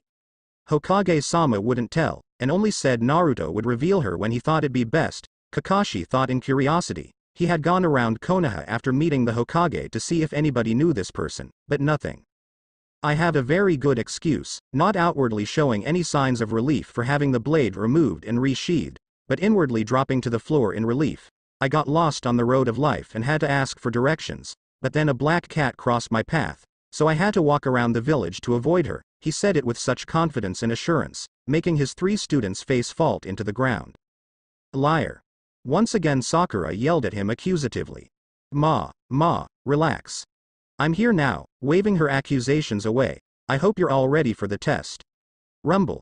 He smiled at both Sasuke's and Sakura's embarrassed looks, or in Sasuke's case, his look of trying to hide his embarrassment. But then he, and his 2 students, noticed that Naruto's stomach didn't rumble. Baka. Kakashi-sensei said not to eat. Did you eat this morning? Sakura got up to look threatening to Naruto, shaking her fist for added emphasis. Yes. I had a light breakfast, and no, he didn't say not to eat. He said, I recommend not eating. Never once did he not allow us to eat, just left us to choose whether to eat or not, he stated, not once feeling uneasy with Sakura waving her fist around near his head. Both Sakura and Sasuke paused before mentally cursing for not paying attention more. Kakashi on the other hand patted himself on the back mentally for having at least one student that pays attention to what people say. He doesn't know of Naruto's high observational skills, but it will come to be a handy tool for the young boy. Well, I'm glad one of you took the time to listen to me more thoroughly. Motioning them to follow him, he leads them into the field where 3 log posts were. Reaching into his vest, he pulls out an alarm clock set for noon, and 2 silver bells. Now, the test I have for you is simple. See these bells? Jingling them in front of the graduates. You have until the clock strikes noon to get at least one of them from me. That leaves you with 2 hours. Now, any questions? Yeah, I got one. Naruto spoke out, getting their attention. You have a clock and you still came late. How does that work? He questioned while pointing to the alarm clock that was sitting innocently on the post. Sakura and Sasuke seemed to agree with that question as well. Kakashi's sweat dropped at the accusation, moving right along. Anyone else? Sakura raised her hand. Sighing in his mind, he really needs to tell the girl they aren't in class anymore. Kakashi pointed to her. How come there are only 2 bells, Kakashi-sensei? Very good question, Sakura-san. Eyes smiling the girl. The reason for that is that whoever gets a bell passes, while those that don't get sent back to the academy. Ignoring the slack-jawed and eye-twitching looks from 2 of them, he ties the bells to his belt. Now. Your test begins when I say, go, come at me with the intent to kill as well. But we could hurt you, Kakashi-sensei. Ah, the wonderful mind of Sakura. Kakashi really needs to find out what those idiotic civilians have been doing to the academy if they let girls like this one graduate. If it wasn't bad enough she was loud, looked after her looks more than her training, or the fact she was a fangirl. But to underestimate him so much to 3 graduates was terrible. Eyes smiling the girl, ignoring the compulsion to use his Sharingan eye to put her in a genjutsu and pray that fixes her. I'm sure I'll survive, Sakura-san. Now. Ready. Go. And off in a speed fitting for academy students, they made their way into the woods surrounding the field. Sakura sticks out like a sore thumb. That girl really needs help. Sasuke is doing better, but that would be a given as he's an Uchiha with access to all his clan's scrolls. Now, where is Naruto? Seems we might have a better student than the Rookie of the Year. Interesting. Wonder which one will strike first. Any thoughts, Kaminari-chan? Naruto asked as he hid a good distance away from Kakashi but close enough to still be able to see him.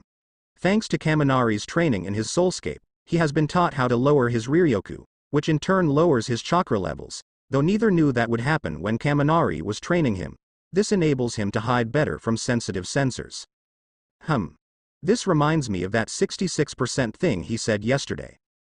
3 students, 2 passes, that makes 66% while the 33% fails. That's true. So, we help one or just pass ourselves?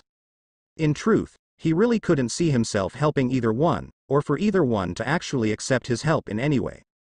Something doesn't seem right. Has there ever been a 2-member squad in a genin team before, Naruto-kun? Naruto blinked and looked between Kaminari's sealed form and towards Kakashi. I don't believe there ever was. Are you getting at something? Yes, Naruto-kun. I think I understand now. He's trying to pit us against one another. The solution to this test is teamwork. By having 2 bells, he makes us think only 2 will pass, plus with what and how he said the 66% comment, only solidified the worry in our minds. He's been planning this since yesterday. Naruto blinked again before hugging his sword. Have I ever told you how much I love that brain of yours, Kaminari-chan? Nope. Tell me more, hehe. Okay. So answer is teamwork. Sigh. I know I'm going to hate this, but I need to find the other 2, and with that, he quietly made his way towards where he felt Sasuke and Sakura were. And if he didn't have any self-control, he'd slap his head or bang it against a tree at sensing Sakura right near and behind the Uchiha boy. That girl really needs a life or to get laid. I'm actually ashamed to be of the female gender at this moment because of her. Agreed. But let's not dwell on it. She is. My teammate. Sakura laid waiting against the ground behind some bushes, watching as Sasuke charge at Kakashi with the skills that earned him Rookie of the Year. Wow. Sasuke-kun is so dreamy and strong. Show our sensei why you're the best, Sasuke-kun. Her inner yelled out in Sakura's mind. What many wouldn't have guessed is that Sakura possesses a second personality, a multiple disorder perhaps. Nobody knows, not even her. Sakura's inner is basically what comes out time to time, through Sakura during any trigger moments. Most of these triggers involving Sasuke and someone trying to upstage him or insult him in any way, or someone annoying her. She had a very short attention span, and a very short fuse. With her attention solely fixated on Sasuke's fight with Kakashi, she didn't notice or sense the person appearing behind her until he spoke. Sakura, he face-palmed as Sakura screamed. Albeit, very low for a scream, for her anyways. Sakura turned around only to scowl at seeing Naruto. Kami, why did you create this creature on your peaceful green earth? Ignoring the giggling coming from Kaminari. Naruto baka. What the heck are you doing here? She spoke, not whispered, spoke. And quite loudly too. Her attention was moved from Sasuke, just when Kakashi got tired playing with him and buried him from the neck down, and towards Naruto who was crouching behind her. Listen. We need to work together if we're going to get any chance of beating him. No way, baka. Sasuke-kun doesn't need any help from anyone. He'll beat Kakashi-sensei all on his own. Get the bells, and we'll be in a team together, so beat it. Sakura interrupted rudely and dismissing his help immediately. Turning around, she notices that Sasuke and Kakashi disappeared, so she left her hiding spot to look for them, leaving Naruto behind as he hung his head. Well, I tried. Can't say I wasn't expecting that. I wonder if any jonin would be interested in an apprenticeship with you. Would save a lot of headaches, yeah. Maybe cat or mantis. I don't know that many sword-using jonins standing up. He left and headed towards the training posts. not bothering trying Sasuke as he already knew if Sakura didn't even say yes, there was no way he would. So, sitting next to the post leaning Jonin as the man read his book, Naruto arrived to the post to find the real Kakashi standing there waiting. Seemed that they were fighting a clone the entire time. Sakura went down with an E-rank genjutsu, and Sasuke is buried from the neck down? Yep. Flipping a page he continued reading. Not taking his eyes off his book. You figured out the test but they didn't accept your help? Yep. Naruto answered without looking away from his work. He always kept a scroll with a full kit for polishing, cleaning and sharpening blades, so he had one specifically for Kaminari. Finishing with the sharpening, he moved to polishing. How long did they have left? Glancing up at the clock behind him, less than 15 minutes. I can already sense Sasuke had dug himself out, and just passed Sakura without waking her up. Seems that Rookie or the Year hasn't figured out the test yet. So how did you solve it anyways, Naruto? Kaminari-chan helped with that, sheathing his wakizashi. He started packing his kit. She's good at putting pieces together and seeing things others may normally miss, even me. You had someone else help you solve the test? He asked with shock. You do know that means you failed instantly, right, Naruto?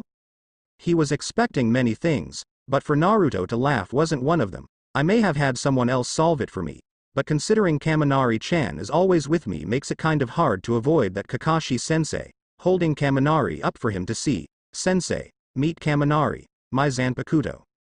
Kakashi blinked before slowly looking at Naruto with a face that said, are you okay? You do know swords can't talk, right, Naruto? True. Regular swords, putting Kaminari on his lap again. Tell me, Sensei, you have heard of sentient weapons, right? Seeing the man nodding slowly, well, Kaminari is similar to that, but slightly different. This wakizashi is her sealed form, and when I say a command phrase, her form changes according to her power and mine.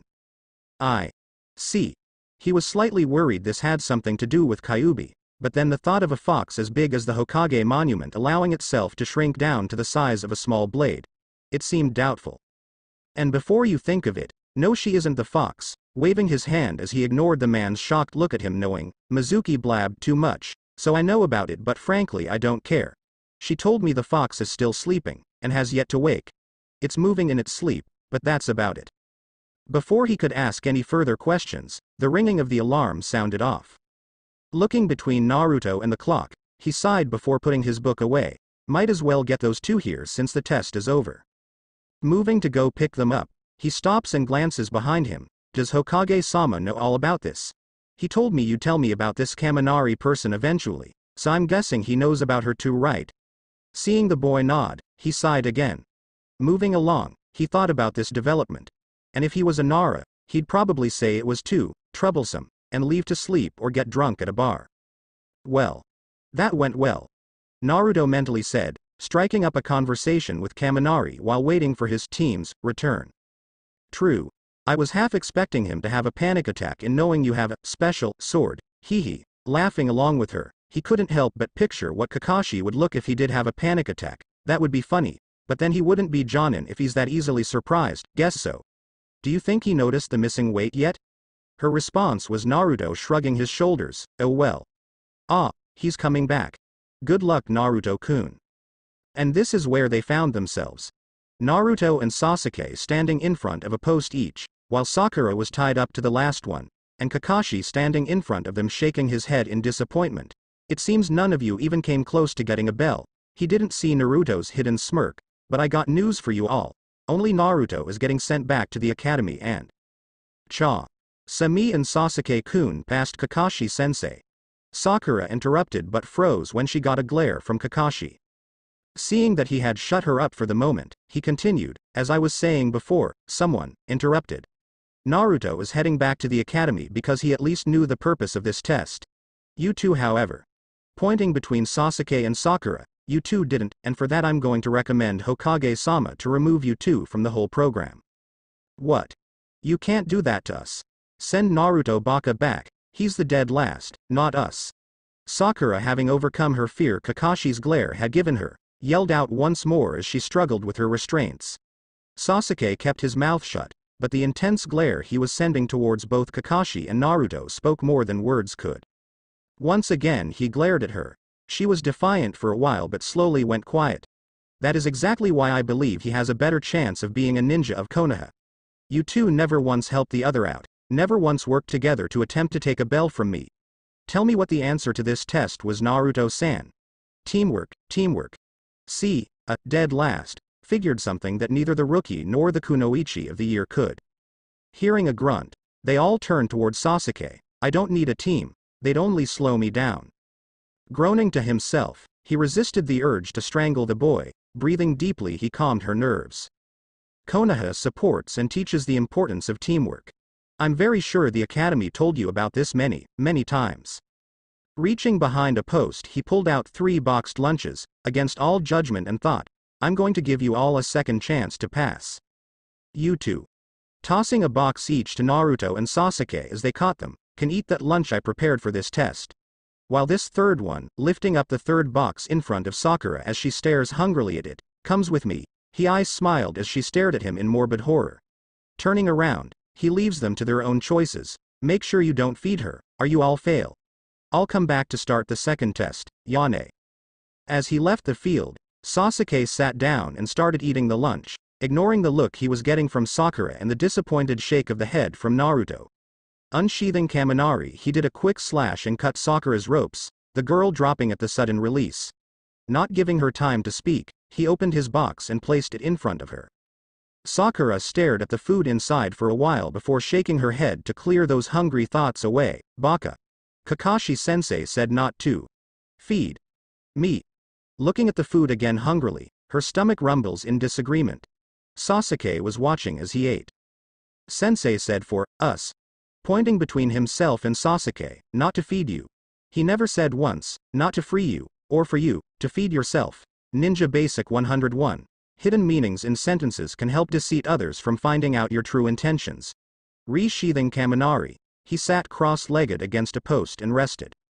Sasuke gave a nod of approval at spotting that loophole. Sakura stared at the food, then to Naruto, then to the food again. Begrudgingly admitting that Naruto had a point, she picked up the box and started eating. A loud boom resonated around the clearing and a smoke appeared before them. What did I say about feeding Sakura? Kakashi commanded strictly as he loomed over the 3 surprised graduates. You all. Pass. The atmosphere destroyed to be replaced by that damn eye smile of his. Taking their shocked silence, he chose to explain. Despite Naruto having found the loophole, it was still against orders, that by following orders they would have left their teammate and comrade to her own torture. Konoha preaches teamwork, and above all else comrades amongst arms. He told them his rule he had followed for years and his guideline. Those that abandon the mission are scum, but those that abandon their comrades are worse than scum. He later took them to the memorial monument and explained the significance behind it, and what he hoped they'll learn by being told this. After making sure they understood that they were now a team, and teammates help each other, he dismissed them with a final message to meet up at the Hokage Tower tomorrow to start missions. Sasuke just smirked and left without a word. Sakura cheered loudly and started hounding Sasuke for a celebration date with her. This left Kakashi and Naruto alone at the monument field. I'll admit I failed to realize, but I then noticed I didn't hear them. So when did you take them, Naruto? He asked with an eye smile as he took his book out. Chuckling, he took out the 2 silver bells from his pockets and tossed them at Kakashi, who caught them without looking away from his precious. When you left before to pick them up, I cut them from your waist and caught them before they're sounded off. How? Glancing up at Naruto. Kaminari is aligned with lightning, she's fast. Very fast. So it wasn't that unbelievable if you didn't see her striking out. Laughing at his dumbfounded look, he took this chance to leave. Kakashi stood there for a good few minutes thinking over everything that happened, and the mystery that is Naruto. Chuckling to himself, he made his way away from the field. Taking a last glance at the monument, your son is becoming a strong person. I hope you're both watching over him and are proud of that. The wind blew, and he continued his walk out of the field. He was now a Jonin sensei, a position he never believed he would end up at, but he wouldn't have it any other way. That's it. Squeeze harder. Tighter. Make that cat suffer for taking Yoruichi-chan's place as Tora, you mangy feline. This was followed by a dark chuckling that would have made Orochimaru proud. Kaminari could only sigh and shake her head at her wielder's antics as he watched Tora too getting hugged by her loving owner Lady Shijimi. I swear Naruto-kun, when you want to be scary, You're scary. Her comment going through one ear and out the other as Naruto continued silently cheering Lady Shijimi. As the wife of the daimyo left, Team 7 turned towards the Hokage for their next assignment. Going through the scrolls on his desk, he commented on what was available to them. But all of them were nothing more than chores, so, having finally put up with enough of this, Naruto got the attention of everyone. Enough, Gigi. All these D ranks are nothing more than chores academy students could do for experience. We want actual field experience. Isn't there anything we could do that's remotely safe and takes us out of Konoha? This getting nods of agreement from both Sakura and Sasuke, while Kakashi just kept his opinion in his book. The Sandaime hummed, and ignored Iruka's lecturing to the Team 7 about the importance of the D ranks. But truthfully, what Naruto said was true. D ranks could be used for academy students for experience, since they kept D ranks within the village. Plus Team 7 has gone past the required amount to at least get 1 C rank, so why not? Raising a hand to silence Iruka, he grabbed a scroll and looked through it before nodding. I believe I have just the mission for your team, Naruto-kun. This is a simple escort and protection mission. What do you say, Kakashi? Think your team is ready for it? Asking the one-eyed Jonin. In all honesty, I think they were all ready days ago, he absent-mindedly commented as he flipped a page in his book, completely ignoring the heated glares he was getting from his students. Very well then. Pressing his intercom, please would you inform Tazuna-san to come on up as I have found a squad for his mission request, at once Hokage-sama, the female voice responding before cutting off. Minutes passed before the door opened to reveal a ragged elder-looking man with semi-dirtied clothes from what appeared to be a construction-type affair. He is a bridge builder after all, unshaven and clearly drunk in some sense. It didn't help that he also held a bottle of sake in his hand. Team 7 tried to ignore the stench of alcohol on the man. As he walked into the room, you called saying you had a squad for me, Hokage-sama? He asked quite clearly, showing he wasn't some lightweight when it came to drinking. Hiruzen mainly just guided his attention with his hand and pointed towards where Team 7 stood. Tazuna looked at Team 7 one by one. After a while, he turned to the Hokage as he thumbed in their direction. You're kidding, right? You're giving me children. What's with the scowling one with a haircut like a duck's butt, and is that pink natural? The only ones that remotely look competent are the scarf-wearing, sword-wielding Gaki and the one-eyed book reader. His comment getting eye smiles from both Naruto and Kakashi, while scowls and gritted teeth from Sasuke and Sakura. I like our client already, Naruto commented, while Kaminari just rolled her eyes but giggled. To stray off the coming storm from two of his students, Kakashi reassured the man that if they couldn't handle the situation, then he can take over as he was an experienced jonin with years under his belt. This seemed to satisfy the old man as he just accepted the team and informed them all that he'll be waiting by the gates tomorrow morning. Leaving the room, the Hokage dismissed Team 7 and Iruka, with Kakashi telling his genin students to prepare to leave Konoha tomorrow morning at 8. Which they knew now meant at 10. As the team left, the Hokage made sure the area was cleared, sensing no one outside the door or windows, and that his office was all cleared save for one person. He turned towards where this person was hiding. So, will you be revealing yourself to Naruto-kun during this mission? You know he has been awfully worried after finding out that Lady Shijimi had lost you know. What appeared in front of him was a slender and dark-skinned woman of average height with golden-colored eyes with long purple hair which she was keeping up in a ponytail tied with an orange band. But what she wore would make many a man simply die from nosebleeds. She's wearing the smallest white jeans you would ever see, with regular white combat boots with black straps. She also had on a long-sleeved white jacket that stopped just at her abdomen, and she kept it open to reveal her ahem. Orange bikini top that she shamelessly flaunts her large bust size without anything to cover them besides said bikini top. Yoruichi smiles mischievously as she sees the Hokage trying to hide the blush that was clearly developing on his face. She wasn't afraid to flaunt out her body, as she made it clear to him the first time that if anyone even touches her she'd send them to the morgue. And if they're lucky, just to the hospital. Looking at the door that Team 7 left, her mischievous grin turned into a normal smile. Thinking back to what the Hokage said, it was true that when she finally got Tora to replace her a while ago, Naruto had been exceedingly worried about her. But she needed to get everything cleared. And that included revealing herself to the Hokage. She still remembers when he had a near panic attack when Tora suddenly started speaking to him one night. Looking back at the Hokage, She sees that he has his perversion under control. I agree. It is about time to reveal myself. So. Tilting her head as she brought out her hand out expecting something to be put there. It took a while for the Hokage to realize, but soon goes into his drawers and fishes out the white headband Yoruichi had asked for. Handing it to her, he watches as she ties it around her right arm securely just above her elbow. This headband was slightly different from the other Konohagakure headbands. It had the same spiral leaf symbol, but with the added addition of 2 katanas crossed behind the leaf symbol. It is meant to represent the fact she's not only a Shinigami, but also to show that she is a special case in the Hokage's ranks that isn't a part of said ranks. She's more of a freelance hired fighter than anything else. But this headband proves her allegiance to a sense. She had explained everything to the man, and surprisingly he had taken it all very well. It seemed the fabled god of shinobi wasn't just tales and rumors. He had known Naruto was special, and so too the Wakizashi, and when Naruto had already explained what he is in a term. Having Yoruichi revealing herself and telling who she was, wasn't as much a shock as she thought it would have been. She also explained that it was her who had been training Naruto in secret with random scrolls here and there, and the fact he grew to be quite strong compared to other genin students proves how well those scrolls had been. So when she asked to continue his training in the Shinigami arts, while his sensei taught him shinobi arts, Hiruzen had agreed full-heartedly and kept Yoruichi a secret from everybody, including the councils and his own Anbu guards. The Hokage puffed some smoke from his pipe as Yoruichi went towards the window to look at Team 7 walking down the streets. He has grown to be quite the young man, hasn't he? And I suppose I have you to thank for that, no? He asked with light humor. Yoruichi didn't answer, but the smile was more than enough for him, as she stared intently at Naruto. Get ready, Naruto-kun.